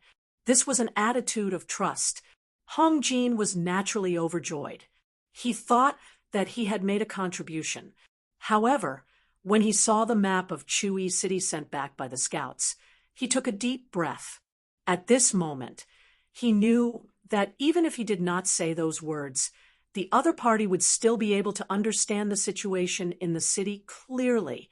For a moment, he had to keep a low profile. He no longer dared to consider himself as a meritorious person. after the map of the city was brought over, Yang Qindong immediately called for a meeting with the regiment commanders and battalion commanders. They began to distribute their respective tasks under Yang Qindong's military orders. In less than an hour, all the troops had received the tasks that they were supposed to do. Everyone knows what they are supposed to do, right? After distributing the tasks, Yang Qindong stood under the tree that was called the temporary headquarters and looked at the more than 20 regimental and battalion commanders surrounding him. Yes. With a low voice, all the commanders replied in unison. Very good. Yang Qindong also spoke in a suppressed voice. His voice did not need to be too loud, as only the commanders could hear him. When you attack and occupy Chu-Yi City, you must remember that you can kill the soldiers and civilians who resist. As for those who surrender, there is no need to kill too much. What we lack the most now is people.